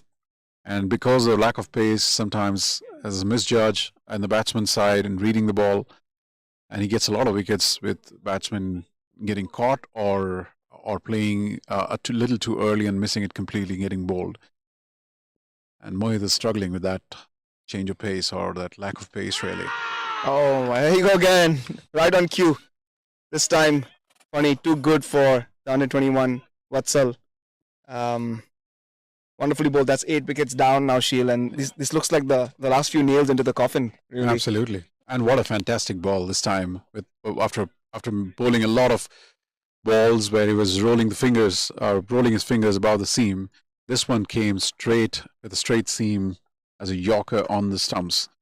And Vatsal missed completely. He misread the speed of it and also the length of it. Plumb in front of the wicket. The umpire had absolutely no hesitation in calling that. Yep, and I mean, Funny has been. I mean, even though Mohit has looked very composed against the other bowlers, he's been struggling against Funny, and I really think it's that cutter that he bowls. And when a bowler is, and he varies his pace too. Mm-hmm. And on that occasion, Vatsal got outfoxed.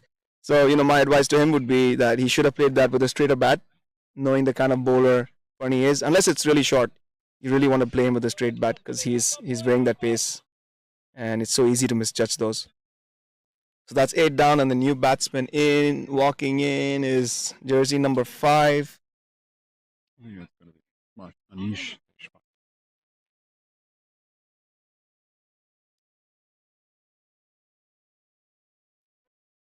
Well, I'm just trying to locate who the batsman is. I'm not able to tell. It should be Anish Deshpande. Or Asad Khan.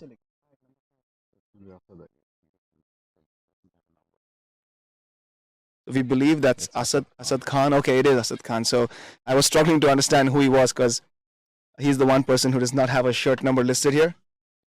So last 2 wickets here, and I think now it's important for Grizzlies to try and understand how to maximize these 22 more balls that they have. He's going for the kill here. He's got a slip in. He's pulled the third man in a little bit. Beautifully bowled once again. Beautifully bowled. Every ball is an event with Funny here. He's such an incredible bowler to watch this season. I personally always look forward to those overs from Funny Simadri. This always, like you mentioned, it's an event every ball. And he's already picked up 2 wickets today, adding to his ever-increasing tally of wickets. Once again, tantalizing, hitting the balls in that very good length and taking it away, and at a batsman unable to decipher the pace because he's wearing it every ball. These are cutters, difficult to hit against. And clearly, Asad isn't a accomplished batter. He's coming around down the... So it's a bit of a challenge there. Huge appeal. Huge appeal. Given. And finally, the umpire gives it. That's very interesting. It was a prolonged appeal. Very interesting one. The umpire did not move for a longest period of time. and then finally raises his finger. I'm a little surprised by that, to be honest, Shield, because if it was an edge, I think the umpire would have given it out straight away. There's a lot of pressure applied by the fielding side, and I wonder if that was a case of the fielding side appeal pressure, really. I mean, hard for us to say, obviously. We can't hear a thing from here. We're just trying to read what happened in the middle. Mohit's displeasure was quite evident out there, that I'm probably saying the same thing like what you said out here, that if it was so apparent, it should have been an instantaneous call rather than taking a longer call and reflecting over it and then finally raising the finger. Whatever it is, the bottom line is it's Funny Samadri's wicket number 3. His love affair with wickets continue big time. Yeah, absolutely. At the end of the day, it's another wicket, and they're 9 down now. So I wonder if the Grizzlies are going to be able to bat their allotted quota of 20 overs at this point. It's looking unlikely.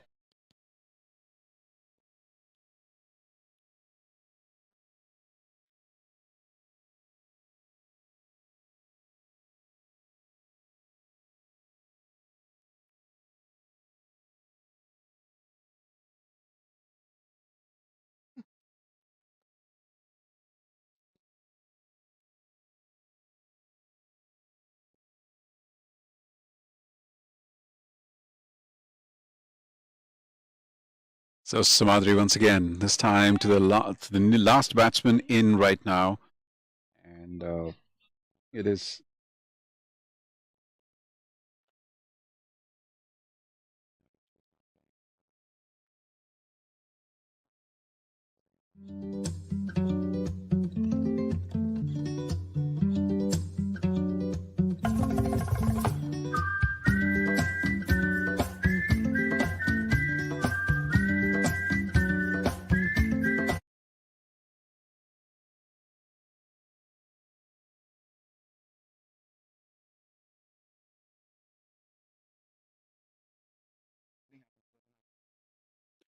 So Shubham comes back for his last overs, 3 overs, 27 for 1. Good to see he had a slightly expensive over, and good to see the captain giving him the confidence. And Mohit Nataraj, clearly he has his job cut out, 39 runs so far. So he will go for everything right now. Doesn't take a single. And Harmeet has placed the field all on the boundary line, clearly inviting him to take a single so that they could bowl at Anish Deshpande, who's the number 11 batsman. But he's certainly now playing for the 20 over mark. Yeah, and it also looks like Mohit is not going to let Anish get any of the strike. So it's either going to be boundaries or dot balls from here until the last ball, I think. So interesting to see. I mean, this is quite difficult to do. Let's see how he does it.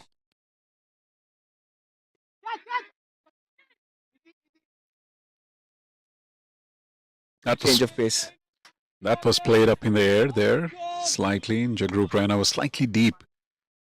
But then again, he just fielded the ball. Clearly, they're not going to...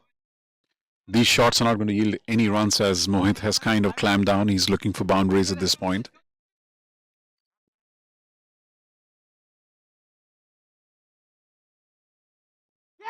That's it. That's all out right there. So that's a fast Yorker on the stumps, and Mohit going for an absolute full Monty there. And that stumps uprooted. That's the end of the innings. 122 all out. Golden State Grizzlies. Like you mentioned, Rance, sometimes baffling, sometimes exhilarating, but they just had one single gear that they batted, and that was the highest gear at any point of time. They kept losing wickets, but they kept going at it, batsman after batsman. And if you look at the scorecard, there would be a few of them who would be disappointed, like Shivam Mishra, 32 of 23, he got a start. Sami Aslam up top had a few big shots. In fact, it was Karan Chandel who was going for the big ones at the top. A 6 and a 4. He scored a 10, got out. There were a couple of 7s and 9s, and then a 39 from Mohit Nataraj at the end. So there was some moments in there, but at the end, a professional display of bowling from Seattle Thunderbolts to finally restrict Grizzlies 422. They didn't even finish their quota of 20, so that would be hugely satisfying for the Thunderbolts. Yeah, absolutely. If you just look at those bowling figures, I think Shadley was a person who really made those inroads and picked up those 3 quick wickets. Well supported there by Shubham and Harmeet, but really funny coming towards the end. 3 overs, 8 runs, 3 wickets. That's fantastic given the fact that he's already taken 30 wickets. Yep. And he takes 3 more. So wonderful display there by the Thunderbolts. And like you were saying, Sheil, the Grizzlies just showed 2 gears, or rather 1 gear. They were going to go for it from for no matter what the situation, and we kind of anticipated it either going to be high scoring or it's going to be all out before the quota is done. So I think overall the Thunderbolts will be pretty happy, and I think the score is way below par for Kulhani at this time of the year.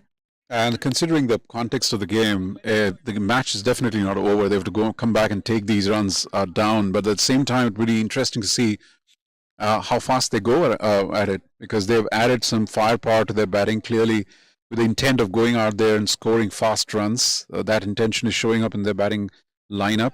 So 122 is a wonderful total. They would not have wanted a big score now. They would probably want to chase this down in 10 or 11 overs. Yeah, good point, Sheil. I think this is a fantastic opportunity for the Thunderbolts. I think they lag behind the number 2 spot by 0.4, I believe, in net run rate. So good opportunity for them to try and make that up.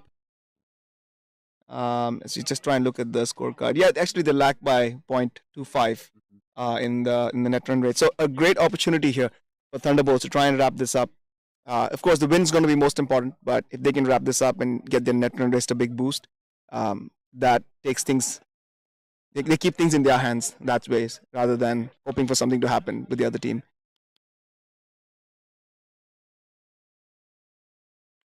So a wonderful first innings performance from Thunderbolts restricts the opposition Grizzlies 122 for 8. We're going to take a short break here and rejoin once the Thunderbolts batting commences.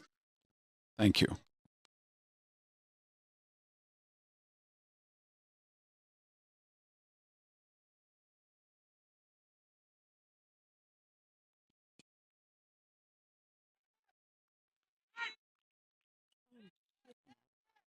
In Rishabh Mohan, who has come in. Oh, that's a fantastic blow out there. And that's been hit just one bounce off the boundary.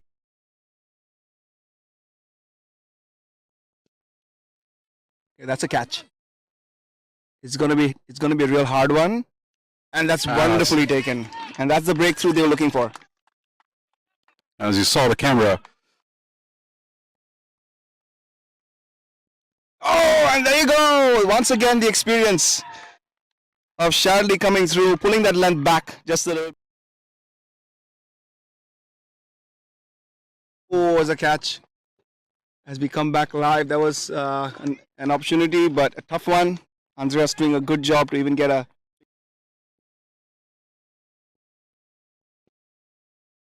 That one's kind of dragged from outside off stump, I believe, and that goes for 4.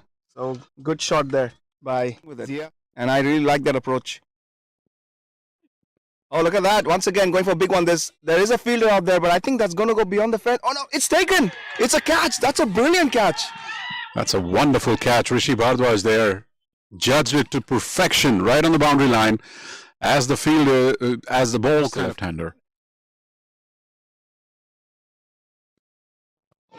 That's in the air. This is another opportunity. Yet another opportunity. Oh, it was a good effort in the end, but that rolls over for a 6. Well, that goes for the innings, 40 for 3.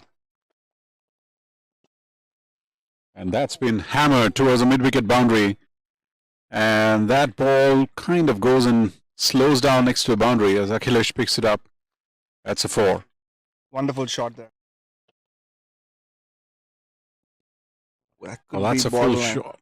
Is that? No, it's not called a no ball. I don't see that. Getting the length wrong there.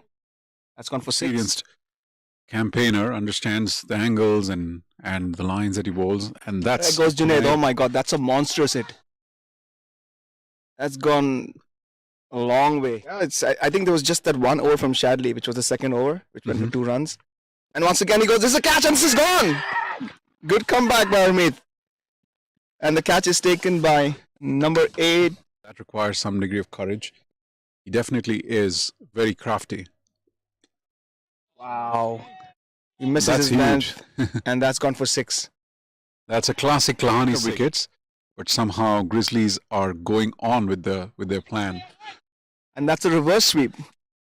Right against the run of play, and he gets a boundary. Wow. Oh, this has been a bit of a masterclass from. Wonderful. But then you put 5 down. I don't know what to make of that, honestly. And this one's in the air, but that goes all the way for 6. A good shot there.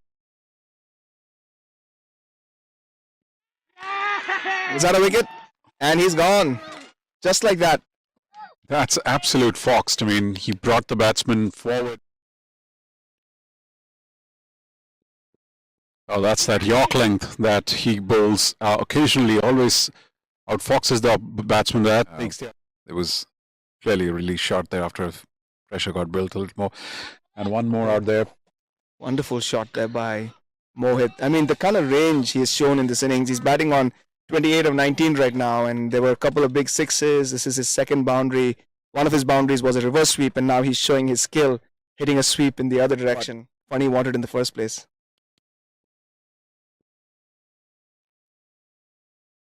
And right as I say that, Shield, there you go. I always thought funny against Sohan was. Oh, that was a heave, absolutely taking the outside edge. Oh, it's the third man boundary for 4. But So that's fantastic. In the air. Oh, and that's misjudged there by Jagrup. Was an opportunity. Yeah. And Mohit is struggling with that change of pace or that lack of pace, really. Oh, there you go again. Right on cue. This time, funny, too good for So there isn't a accomplished batter. He's coming around down the. So it's a bit of a challenge there. Huge appeal. Huge appeal. He's given. And finally, the umpire gives it.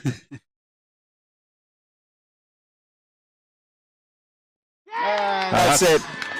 That's all out right there. So that's a fast Yorker on the stumps, and Mohit going for an absolute full Monty there. And that stumps uprooted. That's the end. You're watching the Toyota Minor League Cricket Championship, presented by Sunoco.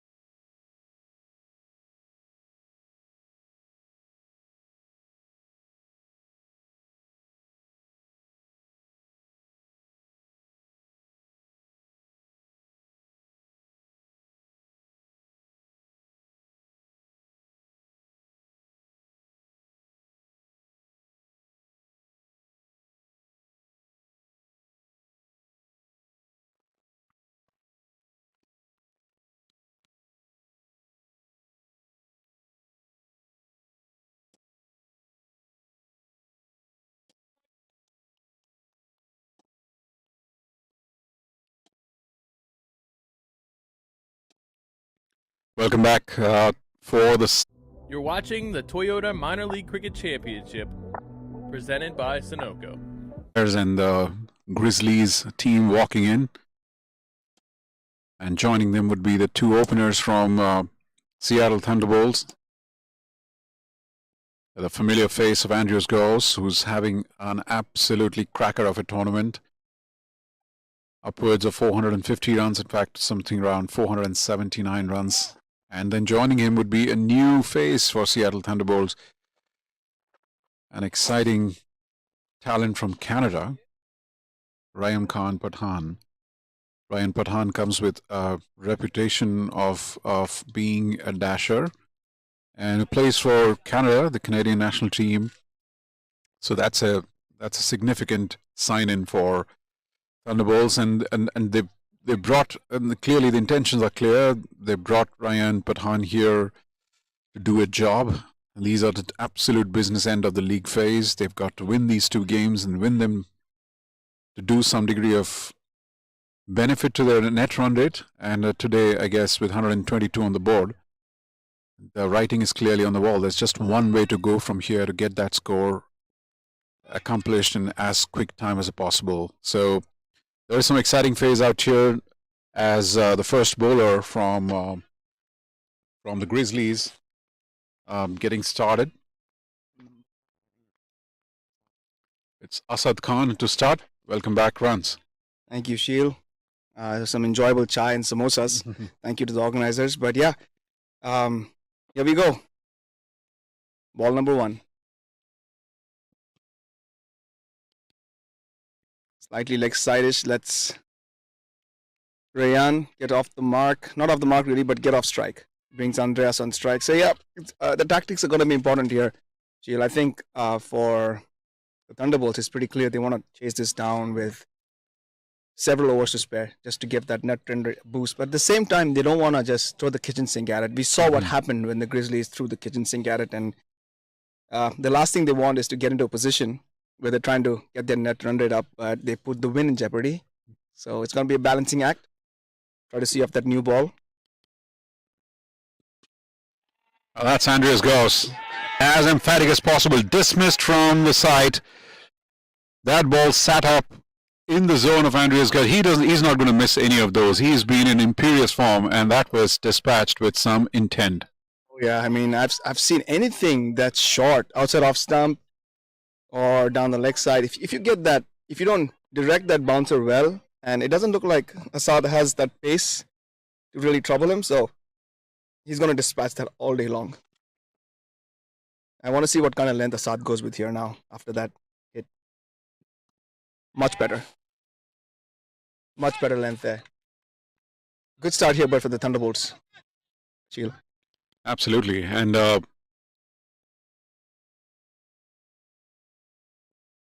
Gause is that kind of a player. He's got all shots in his book.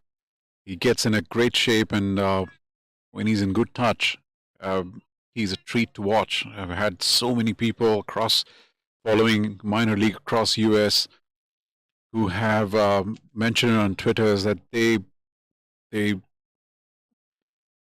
make it a point when Andreas Gause is batting to drop everything and watch it, because he's a treat to watch in true sense of the word.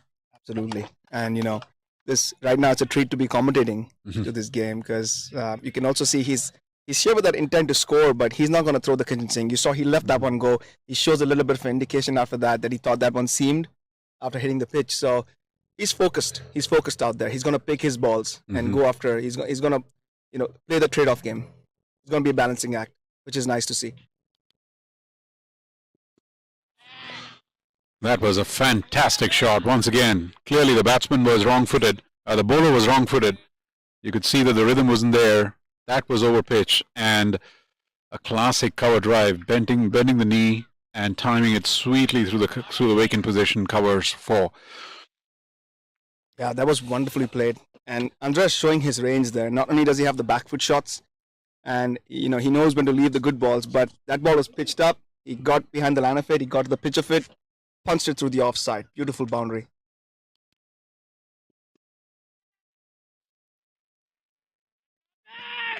Ends it with a very quick single. beautifully done there by Gauss at the end of 1 over. It's 10 for none for the Thunderbolts. My son, he's so soft-spoken. Everyone says he's so good-looking, and he never forgets to call. Hi, Mom. Born for your true self. The 2022 Tundra. Toyota. Let's go places.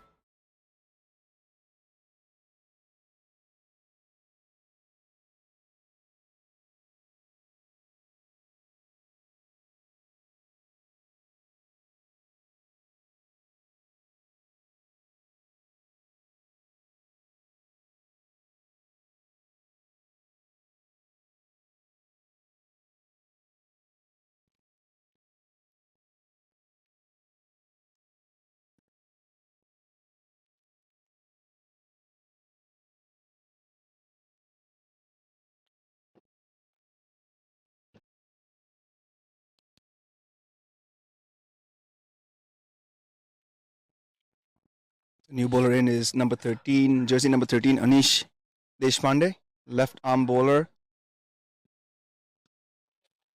Short outside off stump, and Gauss really once again won another boundary.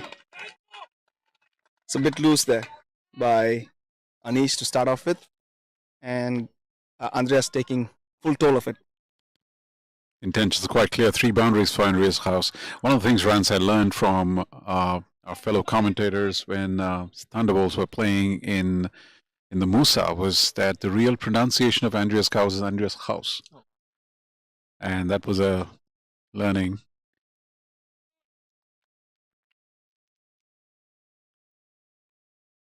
Well, thank you. I learned something new there. Yeah, it was as I said, it was a learning on the job, sitting at home watching the away games. Thanks to our commentators from Texas, they gave me that learning nugget. And before we moved on to the next ball, Sheila, I just wanted to mention that the intent is there from Andreas, but he's just not throwing the kitchen sink. No, I just want to reiterate. Once again, that's a short ball. He gets away with that. And you saw what he did. It was a short ball. He went on the back foot and he crashed that for 4, and the next ball was a good length. Yeah. So he looks to rotate the strike. And that's how you build that's what defines a great batsman, to be honest. We did not see enough of this from the Grizzlies. You know, the thing that we were playing on his head was a game against Silicon Valley Strikers. It's not an easy team to beat. Silicon Valley Strikers are the top of the table, but they had a game against them. They had the match under control. Here's Ryan Pathan plays it up in the air. The deep square leg comes and cleans that out. So as I was saying, that against the Strikers, the first game here, home game a few weeks back, Andreas Gauss was going, playing an absolutely responsible knock, and then played a short, forgettable one. And that was the start of a collapse and a game that was under their belt. They lost it.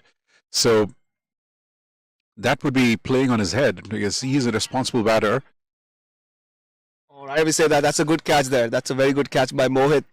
So right as we say that, Sheil, yeah. Unfortunately, Andreas has picked the fielder at the deep square leg boundary. And the Seattle Thunderbolts lose their first wicket. That was a good catch. That was a fantastic catch. Well judged. It was dying onto the bootlaces of that fielder, but caught brilliantly. Once again, that was something that Gauss would go back thinking, contemplating, is that one shot too many at this stage, really. Yeah, there was one shot too many. I know I was praising his shot selection, but maybe more than one shot too many, he kind of, there was a field set for it. So maybe the shot selection wasn't the greatest, but hindsight is a wonderful thing. I also don't think he hit that as well as he wanted to, because if he's backing himself, and if I were him with the kind of skills he has, I would do that all day long. Yeah, unfortunately, it works out sometimes. It does not sometimes. So that's the end of Gauss, though. And the new batsman in is jersey number 71. That's Shubham. So it's going to be interesting to see how the Thunderbolts go about it now.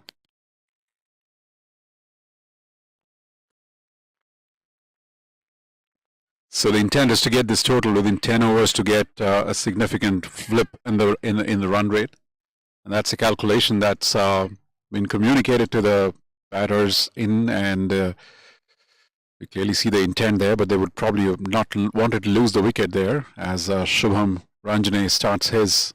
This is Ryan Pathan Batsman had crossed while the shot was played. That's the end of the second over. 17 for 1.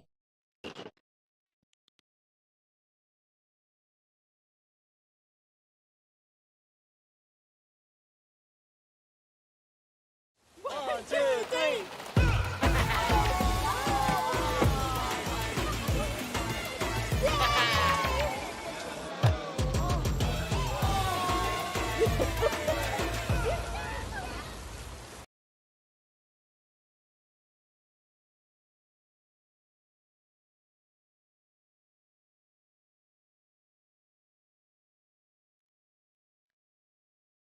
Assad starting the second over.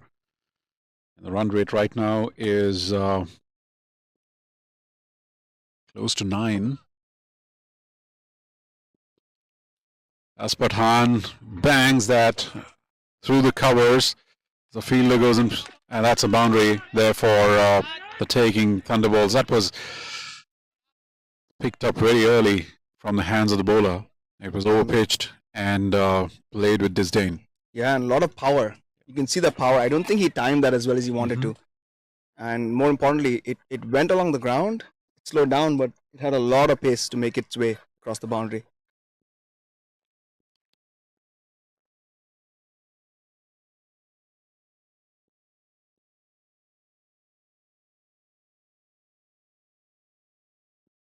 Oh, that's played up in the air. There's absolutely nobody there. There's nobody there, so it's a safe shot. And I think we're waiting for the call. It's called a 4.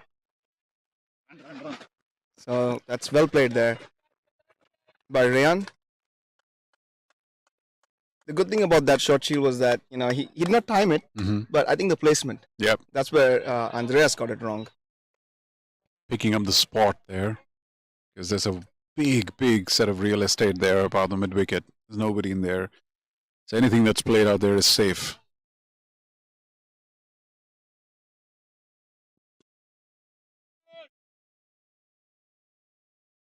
It's a good comeback there by the bowler Assad. I think so far, if I just had to summarize the bowling so far, I think they've been a bit short, and you can see whenever they've been short. I mean, these batsmen are fantastic off the back foot, offside or leg side. So I think they need to fix that up. True. Well, that shot again, right on cue. That's played over the cover for 4. Well, Sheila, I don't know what to say, to be honest, because I said they were, bowling short. This wasn't short at all. Yeah. He just threw his hands at it, and the kind of power he got behind that was phenomenal. It was a slight short of length. It just sat up for Ryan. He had it the right height for him to just play a hoik over there, but it was well timed. A lot of power. He looks someone who's pretty power packed, well built. It goes after the ball with a lot of power and bottom hand. Pressure on Assad here. It's going to be. Oh, that's a good ball there. She brings it back. I think a little bit of pace on that. And I was just trying to put myself in Assad's shoes there. What do I do next? Honestly, it's so tough. Your mind's in a scramble when you get hit the way Rayan's been hitting the ball. Right. So I think he did well there, Assad, to just concede a single. Final ball coming up. And that's the first one that Shubham Ranjani is going to face.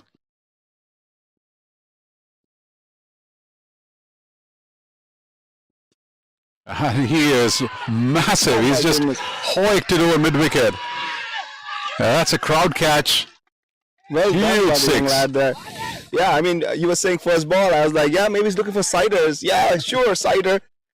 It was in the zone and he goes for it. So once again, though, Sheila, I think that ball was on the shorter side. And these batsmen look like they're phenomenal off the back foot. So the end of the third over, it's 36 for 1.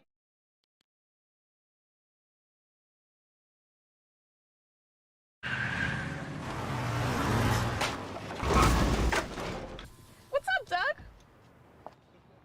What got into you? At Sunoco, we know how to fuel peak performance. Fuel your best.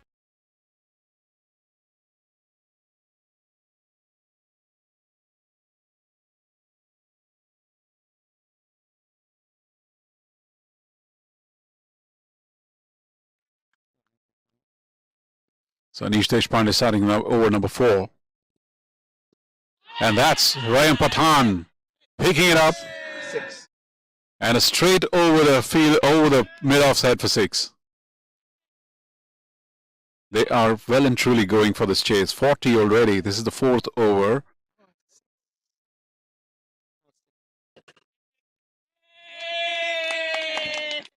Easily 6. Yeah.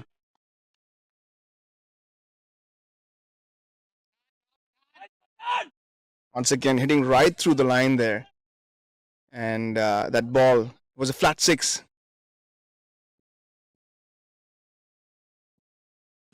And swivels across. Once again, this is a chance for Mohit Gowda. And he's dropped it.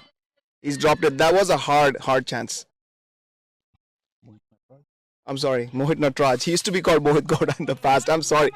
He has got Gowda in his name somewhere. Okay. But he's registered as Mohit Natraj. Totally trust you there, Rans, because you know Mohit better than anyone else. Yeah, right? No, I met him today morning and I was like, Mohit Gowda. I was like, no, Mohit Natraj for today. So he's got a long name. And he's picked his first name and last name accordingly.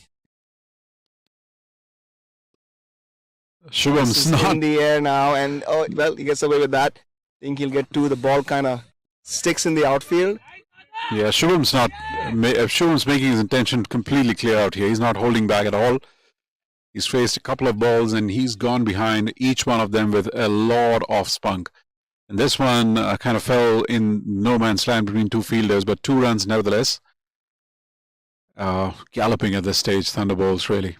Yeah, and I think the one difference between the two sides is the discipline.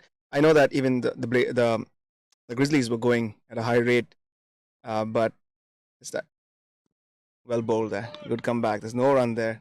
Good call there by Rayan. But I think the difference again maybe is the catching, because there was a tough catch, and this time Mohit dropped it. He made good ground, and I'm sure he'll be kicking himself. Yeah. But I think they took the Thunderbolts took all their catches early on. The only one I saw drop was by Jagrup. That's right. It was later in the game. So yeah, catches need to be taken at this stage. That was a tough one, but they had to take it if they have to make any sort of impression on this match. It was a tight single, but taken well at the end. And at this stage, the intention is to get Ryan on strike. He is really going with the hard hitting. Not to say that Shubham's not holding back anything, but Ryan's rightly on charge at this point of time. This is missed time. This is a skyer. This is a tough one. It's the guy with the gloves coming, and he spills it. It wasn't an easy catch, but I think at the minor league level, maybe those should be taken on a regular basis. But it's the end of the 4th and 47 for 1.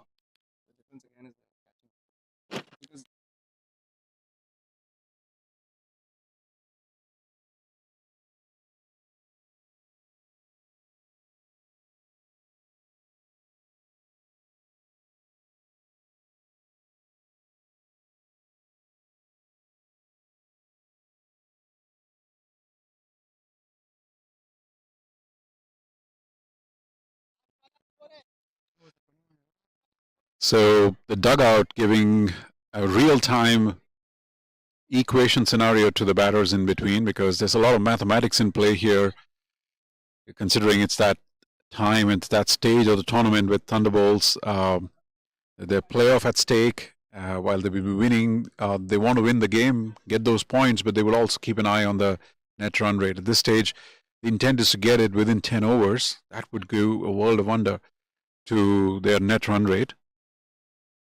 On the other side, as we speak, the East Bay Blazers are also off to a blazing start. They are 39 without loss in about 5th over, chasing 108. So they're going to be doing some addition to their net run rate. Meanwhile, this is the first over from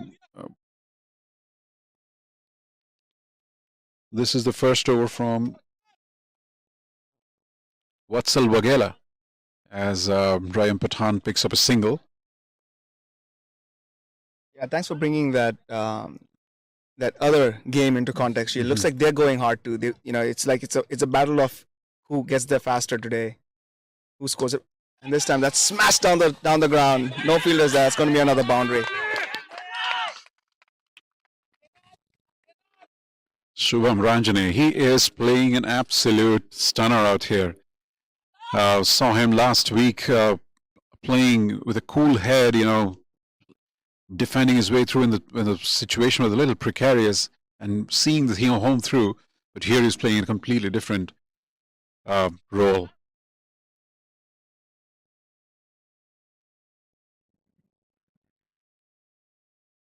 That was close. Quick single that time. The batsman was in. He covered good ground there, Rayan, because that wasn't hit with much timing, so maybe that's what gave him the extra time he needed.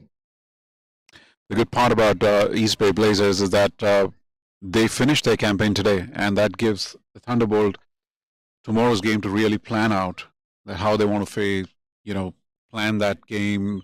Obviously, they've got to first win the game, considering Blazers may go and win the game today.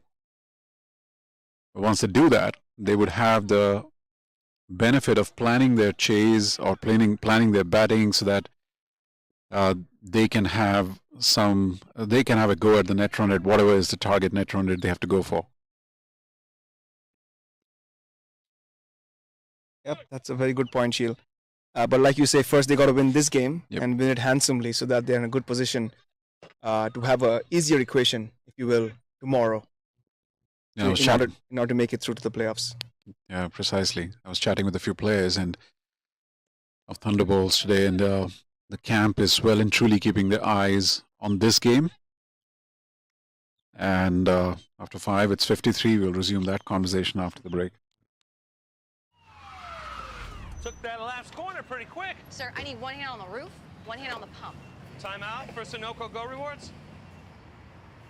Keep pumping. With new Sunoco Go rewards, when you fuel, you save, because rewards come first.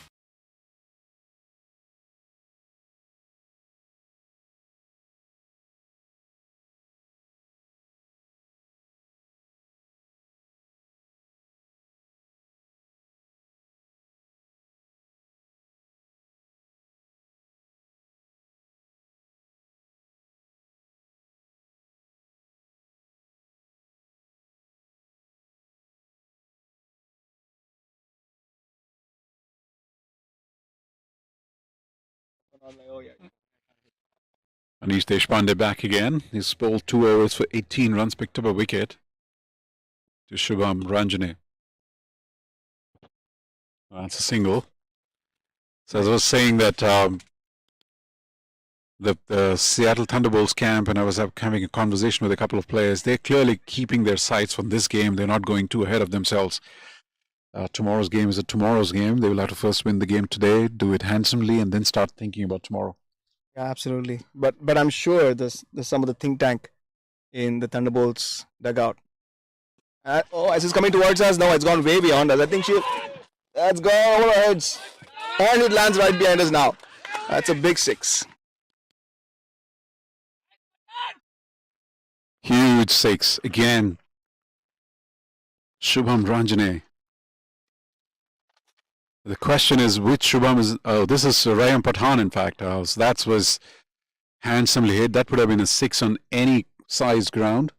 It really fell almost 10 to 15 meters behind us. So we knew this would have been exciting. This would be exciting. That was anticipated. But this is absolute blockbuster stuff out here. Oh, yeah, absolutely. Enjoying every moment of it, especially if you're a Thunderbolts fan right now. Things going well.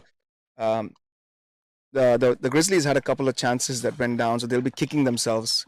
So both batsmen out there were dropped, and there were catches that should have been taken. Oh my goodness, that's a huge hit. That's a huge hit. Oh my God, that's gone 20 yards beyond the boundary, and in the square boundaries at Kalani Park are huge. Massive hit. Ryan Pathan, he is absolutely putting his signature on the circumstances here. It's his first game. He was brought in as an overseas professional for the Thunderbolts, and he is announcing himself and how.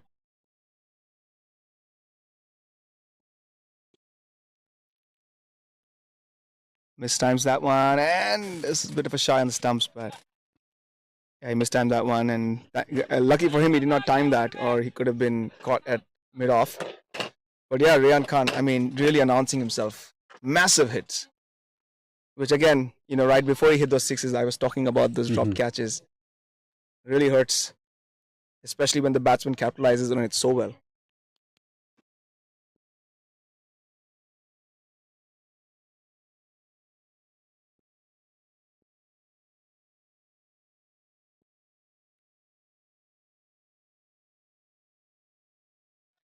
Pulls the length back a little bit, and that was Shubham on strike. So single, and I think from the Thunderbolts point of view, I think rotating the strike, getting Rayan Khan back on strike is the perfect game plan. He's batting on 38 of 19 balls at a strike rate of 200. Pretty clear what he's trying to do. He wants to finish his game in 10 overs.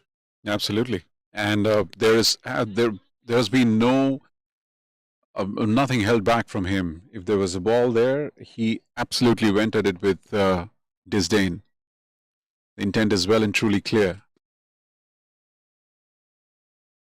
His calling has been clear. He's been communicating well.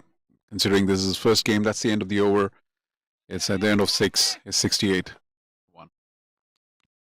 वक्त आ गया है Lakshmi basmati rice को घर लाने का। Lakshmi extra long basmati rice. इसका हर दाना हो इतना लंबा, पकते हुए महके और प्लेट पे क्या खूब खिले। हाँ, मेरे घर लाने का।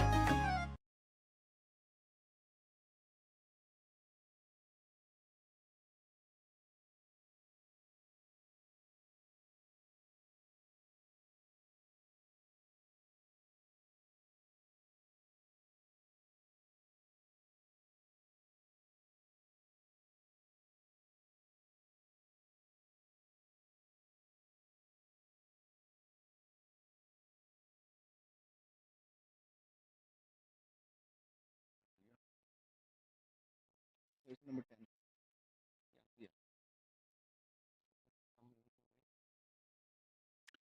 So that brings in Zia Shehzad. He is the highest wicket taker with 20 wickets for Grizzlies. By the look of it, bowls leg breaks here. I would have probably wondered him bowling a little too early, considering he's got wickets in this tournament. Beautiful start. Wonderful bowling. Yeah, Sheil, you're right. And we were talking about this, you know, especially when we were putting down the statistics, and Zia is the highest wicket taker for them. I'm kind of surprised, and you know, you brought this up, and you know, really surprised that he comes into the attack so late. You know, right now I feel the back of the chase is pretty much broken, and at this point it's just a formality. I mean, cricket is a funny game. Right. Never count your eggs before chickens before they're hatched, but well bowled there. So yeah, bringing him now, you know, the kind of impact he can potentially have is a lot lower than if he had bowled earlier. Yep. Having said that, the Thunderbolts are definitely looking at that 10-over mark to finish this game. That's their mental target. So they will have to. That will give some opportunities to Zia to probably capitalize on that one. Clearly, from the first 3 balls, it's evident that they're looking at the line and going for it. But there is a lot of variations in there, and Zia is a wily bowler, considering looking at his number of wickets that he's picked up. So it's going to be tough and interesting to see how they plan that thing off. Yeah, absolutely. And I'm trying to see I'm trying to figure out if he bowls a googly. I thought that last one was a googly, but I could be wrong. And big appeal, but that one's probably going down. Or was it height? Can't tell from here. Considering the short stature of Shubham, and he was kind of bending down playing that. Right. It seems like it was a leg break going off the stumps.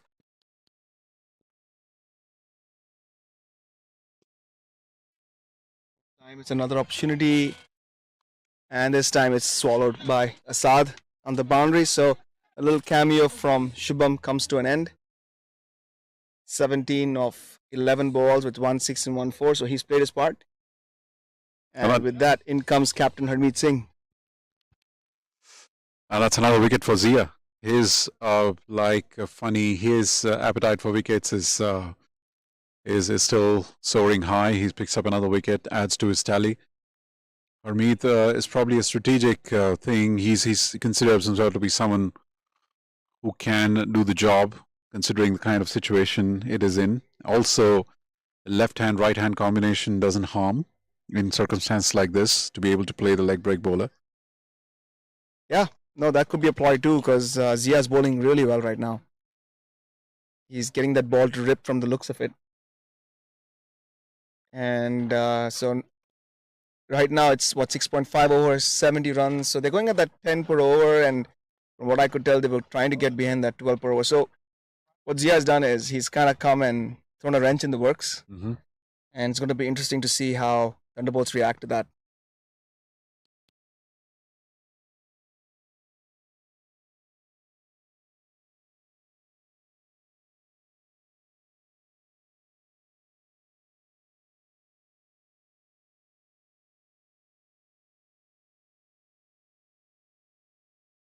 East Bay Blazers are going at 72 without loss. So net run rate is a factor of not just runs but also the wickets, and that's something that Thunderbolts would be keeping an eye on as they are planning this game.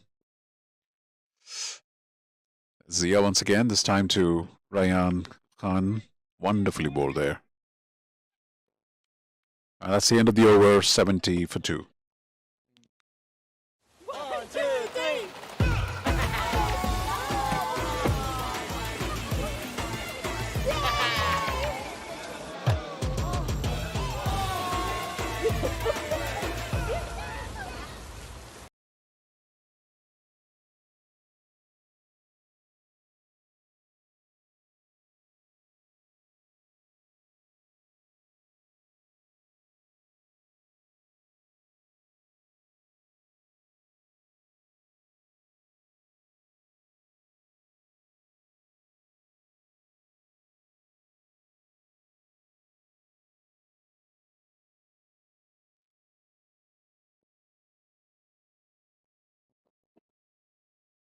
Vatsal Bagela to Harmeet Singh.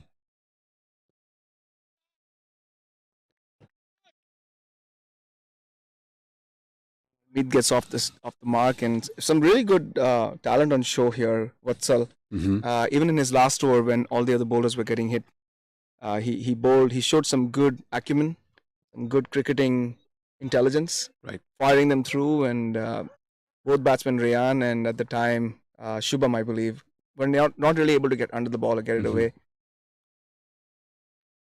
This time Rayan, it's a flat-butted straight shot. I don't know how to describe that one, Sheel, but it's the result that matters. Amazing hit once again. This could be a big over here because after that rather miserly over from Zia, considering the circumstances, they will have to take chances, knowing that it's their need to get this score done and dusted as quickly as possible. Huge six that. The back foot. Oh my God, is that 6? We're waiting for the umpire to get a confirmation from the fielder. It's called a boundary. And some protests from the batting dugout that is actually a 6, but it's a 4 fielder's call. So yeah, this time what happened is Rayan has kind of spooked the bowler, Sheel, and that's why he's worried to pitch it up now. He goes short, gets that wrong, and that gets hit for a 4.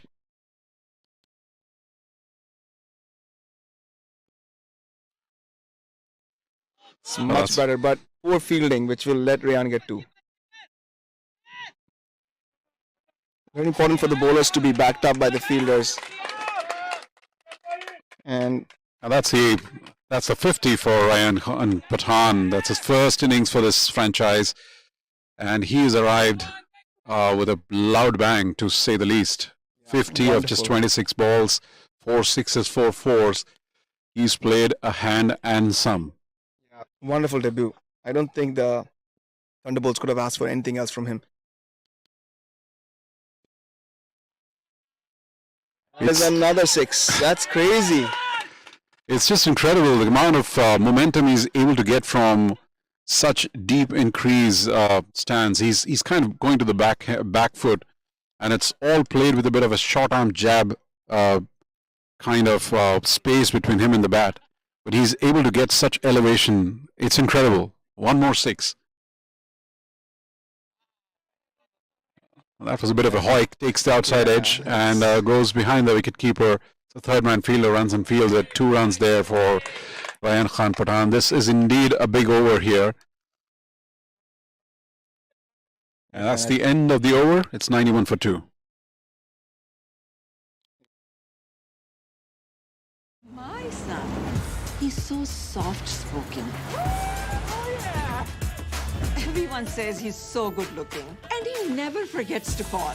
Hi, Mom. Born for your true self. The 2022 Tundra. Toyota. Let's go places.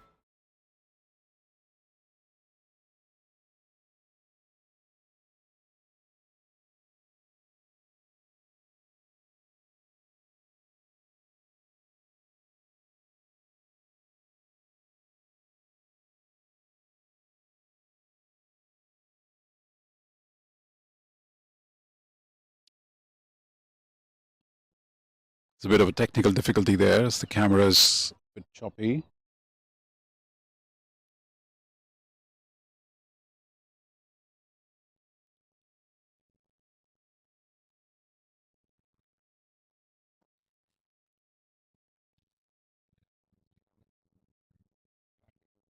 Mm-hmm. Yep. No.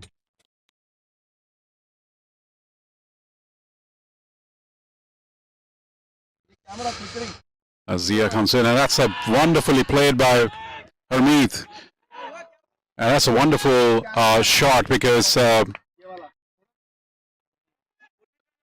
it was difficult for Zia, for any right-handed batsman to play Zia, as he was causing a lot of problems in the previous over. But this one, Harmeet Singh, as a left-handed batsman, that's a bit easier for him to play the leg break bowler. He could spot it early, picked it up on the as a short pitch ball and dispatched it and deposited above the mid-wicket boundary for 6. The charge continues. Once again, this is up in the air. Yes, another catch for Asad. Takes it. That's the end of that cameo from Harmeet. Zia picks up another wicket, Sheil. Absolutely. And like I said, if the situation is such that Zia has it all set up for him to take wickets, because the batsmen do not have the luxury to see through this over and go for it, because they are counting it as a 10-over game right now. Yep, absolutely. So, I don't think the Thunderbolts would be too upset by that wicket. Right now, they're looking at chasing this down in 10 overs with the big picture in mind that they have to get that net run rate boost to compete against the East Bay Blazers, who look like they are cruising towards a win against the Hollywood Master Blasters. Yep, they've lost a wicket 2, 85 for 1, whereas Thunderbolts are 97 for 3 at this point.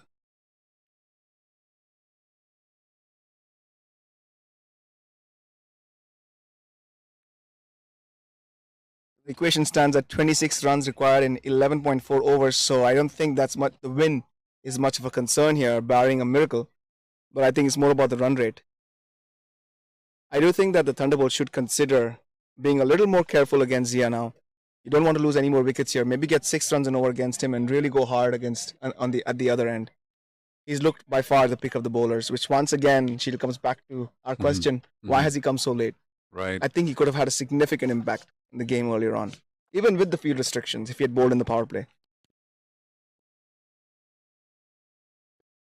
Shadley, fresh out of a winning knock in the previous game.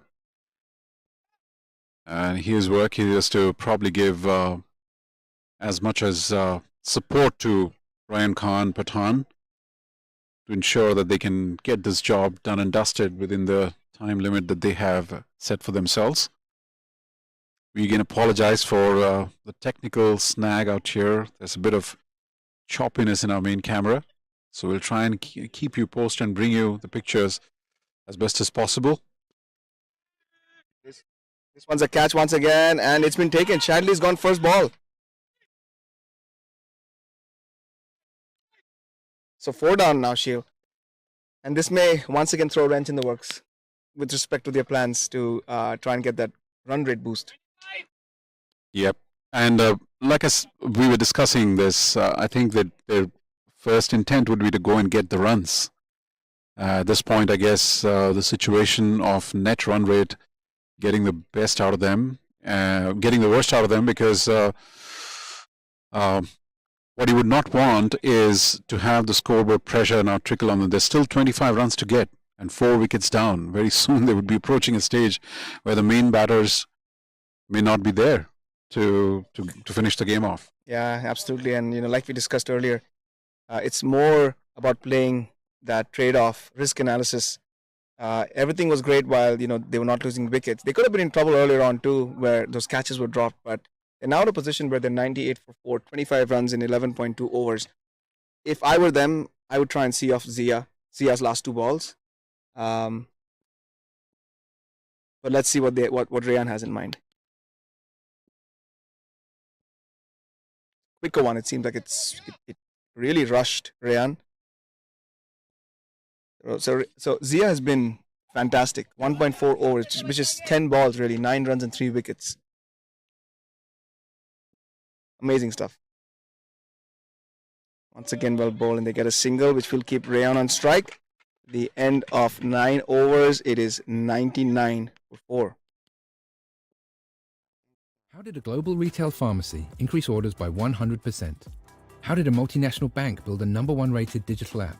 With people who help leading companies transform through technology. Engineer a better future. Discover how at ust.com.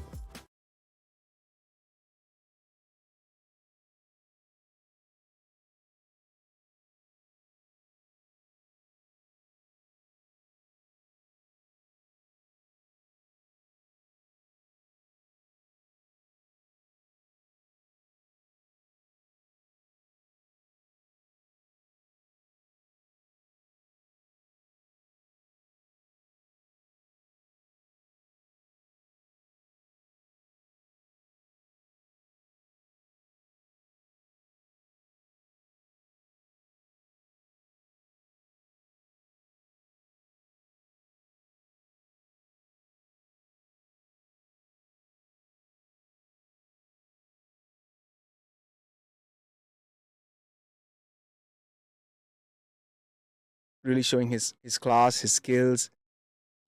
And this is another catch. And it's been taken again. That's the end of Rayan. So the home team, Thunderbolts, kind of losing the plot here a little bit. I think they've lost 3 wickets for little to nothing. Totally. And this has got all their undoing out here, because they've kind of played for the situation and created some scoreboard pressure for themselves. Absolutely. And we were saying a couple of overs ago that it's a foregone conclusion, but we also mentioned that cricket's a funny game. And 5 wickets down, Zia bowling the next over, maybe picks up 1 more, and all of a sudden, you know what? The Thunderbolts may be looking to just win this game and get out of it at that point. It's going to be very important for them to reassess what they want to do and how they want to go about it, because the win obviously should be the most important priority.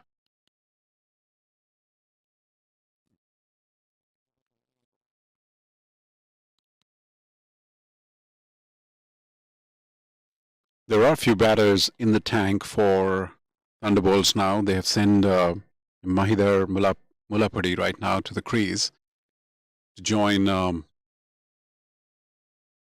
Jagrup. They do have Rishi Bhardwaj in the tank. So it would be interesting to see what their game plan is from here on. Wide called. So I want to give credit to Vatsal here, who went the distance in his last over, 21 runs. But I'm sorry, that's Sohan.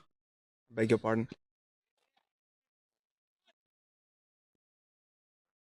Sohan, yeah, he's very, very similar in stature to Vatsal. So I beg your pardon about that. And it's a good bowling there by Sohan. Picks up a wicket on his first ball, actually. Right.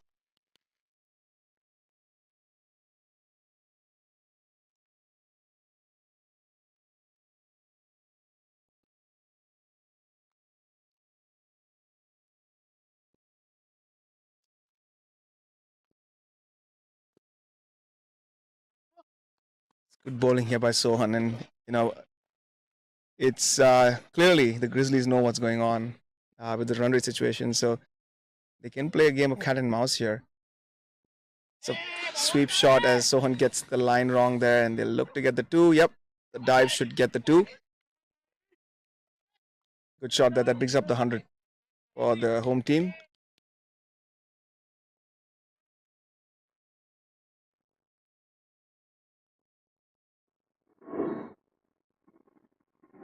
This has been a few very eventful overs from the Grizzlies. They clearly put the spanners in the wheel for the Thunderbolt as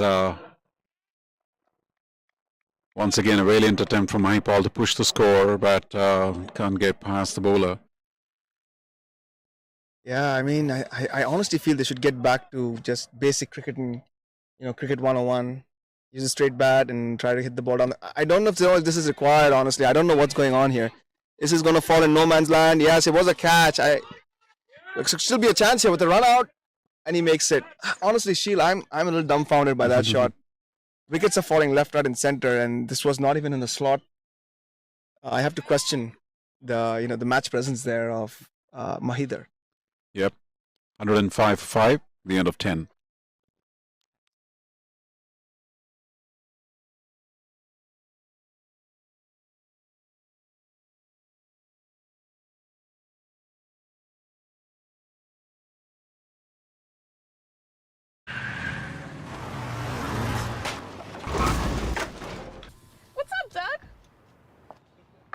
What got into you?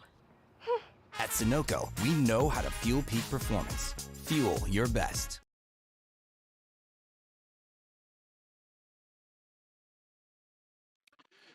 So Zia Shahzad, he's kind of putting a bowling masterclass out here. 10 runs, 2 overs, 3 wickets. It's a bit of Imran Tahir written all over him. Yeah, he runs. He just reminds me of Imran Tahir. That run up.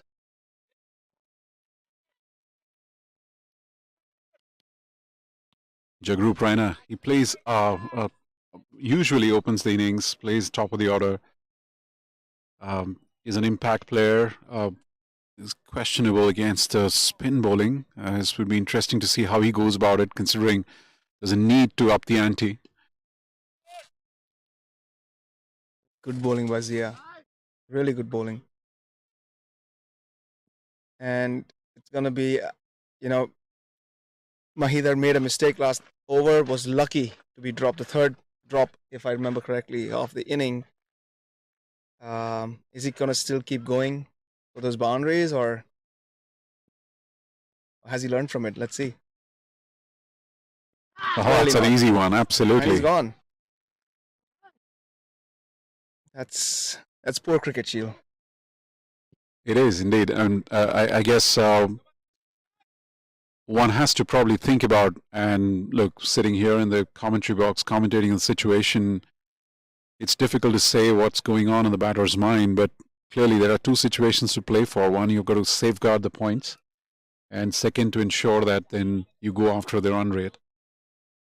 Clearly there was a plan that was working. Now the situation is such that they put themselves under some pressure to hold on to the match. I'm not saying it still looks pretty much well balanced in the favor of, or well tilted in the favor of Thunderbolts, but every wicket lost out there is adding enormous amount of pressure, because they will also have to keep going with the momentum to ensure that they get the run rate in place. At the same time, losing wickets is not doing any favors to them. Yeah, absolutely, and you got to pick your battles. It's about matchups. Zia has been the pick of the bowlers, so to dance down the track, and I've not seen anybody else who's been able to do it. I think it was just one hit from Harmeed that cleared the boundary, but other than that, nobody has had a chance against Zia. So, really surprised by that shot selection. So 6 down now, and the Grizzlies may be thinking, hey, we have an outside chance of winning here now.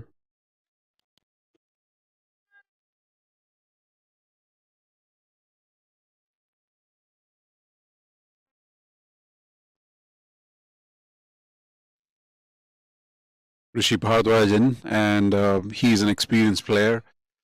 He's played some handy knocks this season. And interesting to see how he goes about things. That was a little bit of a short one. He sat down, placed it wonderfully. That's Rishi Bhardwaj. He's he has a good cricketing brain. He obviously goes about a couple of games that we have seen him win it for his team. He's played with a lot of common sense, and I think common sense is something that is needed at this point of time. So that shot showed it. He placed it and got a very well, or rather sought after 4 that his team was looking for, 110 for 6 at this point. Just pushing it to the covers and picking up a quick single there, France. So that brings us to the end of the over. After 11, it's 111 for 6. Super is the world's most powerful field service management solution to work your way and drive more impact. As the most flexible and customizable app for your field operations, Super is field service your way. Learn more at super.co.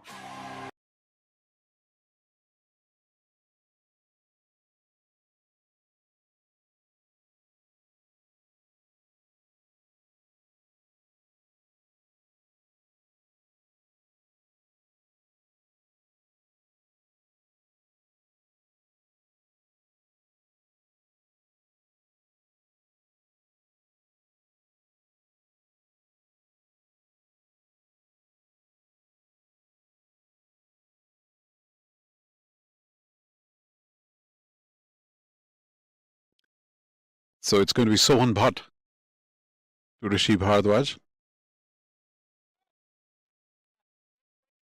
Good first ball there. And coming back to match awareness and situational awareness, Sheil, I think Rishi showed in that last over where, he did not take any risk against Zia. Zia bowled the short ball. He dispatched it for a 4 behind square, and then a good ball next ball. So he just taps it and gets the single.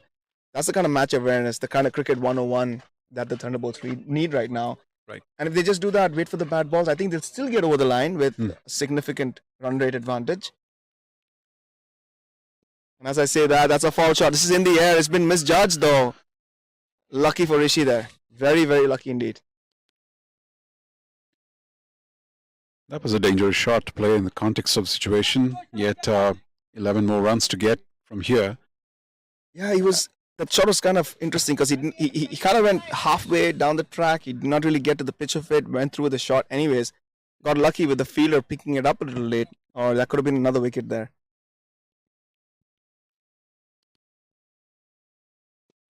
Well, that's a fascinating shot there. Jagrup Raina finally getting it middle of the bat to the long on. The quick single. That brings the equation to 10 runs. And we were talking in the break out there, Rance. I think it was a little baffling to see the way Thunderbolts went after their net run rate today. I think their idea should have been to just get those 2 points and go after the net run rate tomorrow. Once. And that's gone for 6. Oh, that's massive. Right to see about net run rate. Good shot by Rishi there. Once again, picking the bad ball. Yeah, again, common sense. Waiting for the bad ball. Bad balls are going to come. This is the kind of league where it's very difficult for the bowlers to hold on to that consistency. So there's going to be bad ball. If you are patient enough, you would get your chances. Honestly, is when you get ahead of yourself is when sometimes you get away from it.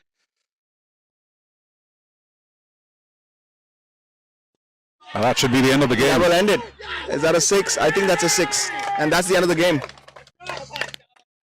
Couple of balls, couple of big shots, and that's the end of the game. Really. Rishi Bhardwaj, the end of the day, coming back with his experienced and cool and calm head, finishing the job for his team. Fantastic stuff. A huge sigh of relief, I guess, to the team coming at that stage. They certainly committed some harakiri out there to make a match of a situation, match of creating a real torrid situation out of something that was sailing very, very well for them. A huge word of appreciation for Zia Shahzad. Amidst all the pressure, he kind of put up a masterclass of bowling, picked up 4 wickets, did wonders, and did cause some flutters, but at the end of the day, that's 2 crucial points for Thunderbolts on the board. Yeah, absolutely. I mean, Thunderbolts will be very happy to win that and win that within 12 overs. One point they were looking like they'd get that within 10, but I think Zia made all that difference, which once again comes back to the planning today the Grizzlies, they got it wrong by getting Zia in so late, but I really think they should get him in early, especially after this performance. It's going to be in the minds of the Thunderbolts batsmen tomorrow. And I sure do hope that the captain shows that belief in Zia and throws him the ball, even if it means in the power play. Because tomorrow the Thunderbolts are going to have a pretty specific target that they need to go after. And the Grizzlies have nothing to lose. But today, a fantastic performance by the Thunderbolts, who showed some vulnerabilities today, especially while trying to chase that run rate, but in the end making it work. So congratulations to them, and it's all set up for tomorrow, Sheil. Absolutely, and as the points table shows, it's two teams, East Bay Blazers and Thunderbolts, pretty much going neck and neck, with Thunderbolts having a game to go for. It's 11 wins for Bay Blazers in the Western Division of the Pacific Conference, and their net run rate is about 1.60, whereas Thunderbolts, with having a game to go for, is at 10, and their net run rate is about 1.35. So it would be an exciting game tomorrow. Yeah, and as we started the day, it seemed like the Thunderbolts were around 0.25 behind it with respect to net run rate, and that huge win by East Bay Blazers has ensured that net run rate difference still exists of 0.25. So it looks like tomorrow the Thunderbolts are going to have a massive win once again, maybe even more clinical than this one, a bigger win than this one. But I'm pretty sure the statisticians are going to have a go at it, and we'll have some kind of figure as to what they need to do if they bat first, or if they're most likely going to want to chase tomorrow, so that they have exactly the target in mind. All said and done, it's definitely a lot to think about for the players, but sitting in the commentary box, it's just a whole lot of excitement. I can just say that it's some mouth-watering stuff, and we would be all set tomorrow to go bring all the excitement for you. And I can tell you that a lot of people who are following the Thunderbolts would love to come down here, and if you are in the area, we urge you to come here. It's the last game of the season, and it doesn't get better than this. Everything to play for, and a victory, it's an emphatic margin, would see them go on to the playoff. It would be history created for them in the limited sort of existence of the franchise. So a lot to play for, and we are just looking forward to bring it all for you. Yeah, absolutely. Please come support the local team. Mouth-watering prospect tomorrow. It's gonna be a do-or-die situation. So they're gonna throw the kitchen sink at it.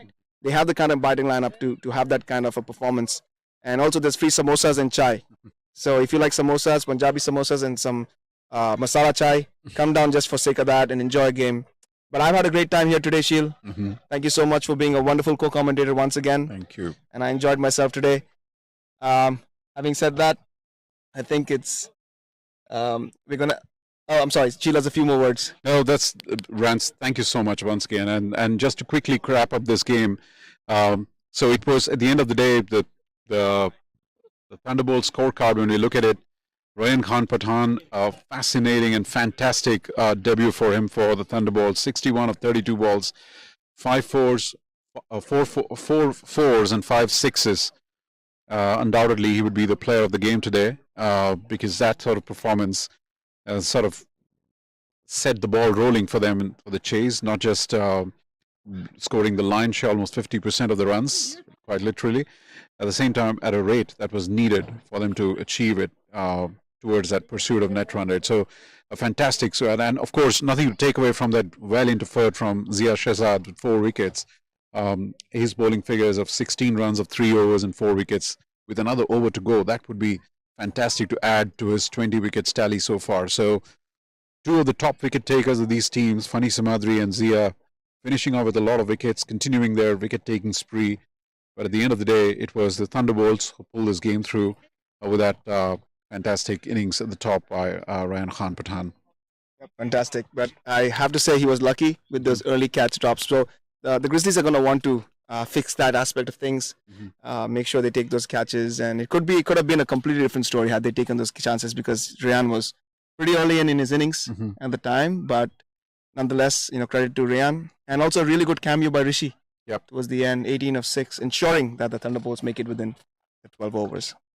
So that's all for today from us in the commentary box. We'll catch up with you tomorrow. Tomorrow is a morning game. It's 11 o'clock start, local time, Pacific time. We'll be all set to come to bring the game live for you and meet you tomorrow at the Klahanis. Thank you so much. Yep. Thank you, everyone. Thanks for tuning in and have a good night. Try to see off that new ball. Well, that's Andreas Gauss. As emphatic as possible. Dismissed from the side. That ball sat up in the zone of Andreas Gauss. He's not going to miss any of those. Which is nice to see. That was a fantastic shot. Once again, clearly the batsman was wrong-footed. The bowler was wrong-footed. You could see that the rhythm wasn't there. That was overpitched. Deshpande, left arm bowler. Short outside off stump, and Gauss really once again won another boundary. So that would be playing on his head because he's a responsible batter. All right, we say that's a good catch there. That's a very good catch by Mohit. So right as we say that, Sheil. Yeah. Unfortunately, Andreas has picked the fielder at the deep square leg boundary. Close to 9. As Pathan bangs that through the covers. The fielder goes in, and that's a boundary there for the taking. Oh, that's played up in the air. There's absolutely nobody there. There's nobody there, so it's a safe shot. And I think we're waiting for the call. It's called. We need to fix that up. True. Well, that shot again, right on cue. That's played over the cover for 4. Well, Sheila, I don't know what. He is massive. He's just hoiked it over mid-wicket. That's a crowd catch. Well done. Deciding over number 4. And that's Ryan Pathan picking it up. 6. And a straight over the field, over the mid-off side for 6. And swivels across. Once again, this is a chance for Mohit Gowda. And he's dropped it. He's dropped it. That was a hard chance. At this point of time. This is missed time. This is a skier. This is a tough one. It's the guy with the gloves coming. And he spills it. It wasn't an easy catch. It looks like they're going hard too. It's like it's a battle of who gets there faster today. Who scores it. And this time that's smashed down the ground. No fielders there. It's going to be another boundary. Think tank in the Thunderbolts dugout. As it's coming towards us. No, it's gone way beyond us. I think that's gone over our heads. And it lands right behind us now.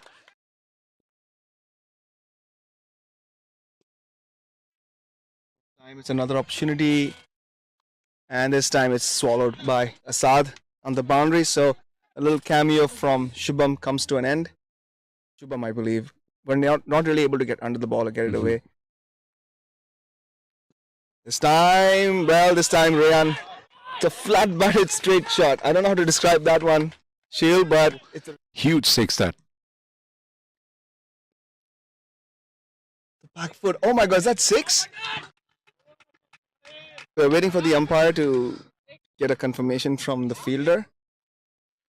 It's much better, but poor fielding, which will let Rayan get 2. Very important for the bowlers to be backed up by the fielders. And that's the 50 for Ryan Pathan. That's his first innings for this franchise. And he's arrived with a loud bang. Thunderbolts could have asked for anything else from him. There's another 6. That's crazy. It's just Zia comes in, and that's a wonderfully played by Harmeet. And that's a wonderful shot because the charge continues. Once again, this is up in the air. Yes, another catch for Asad. Takes it. And that's the end of that cameo from Harmeet. Post and bring you the pictures as best as possible. This one's a catch once again, and it's been taken. Shadley's gone first ball. So 4 down. Really showing his class, his skills. And this is another catch. And it's been taken again. That's the end of Rayan. So the home team, Thunderbolts, kind of losing the plot here a little bit. I think they've lost 3 wickets for little to nothing. Totally. And cricket 101.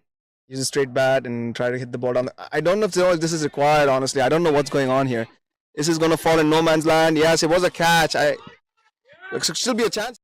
Has he learned from it? Let's see. Oh, that's an easy one. Absolutely. And he's gone. That's poor cricket, Shield. It is indeed. And interesting to see how he goes about things. That was a little bit of a short one. He sat down, placed it wonderfully. That's Rishi Bhardwaj. He should have been just get those 2 points and go after the net run rate tomorrow. Once. And that's gone for 6. Oh, that's massive. What did you see about net run rate? Good shot. That should be the end of the game. Yeah, well ended. Is that a 6? I think that's a 6. And that's the end of the game. You're watching the Toyota Minor League Cricket Championship, presented by Sunoco.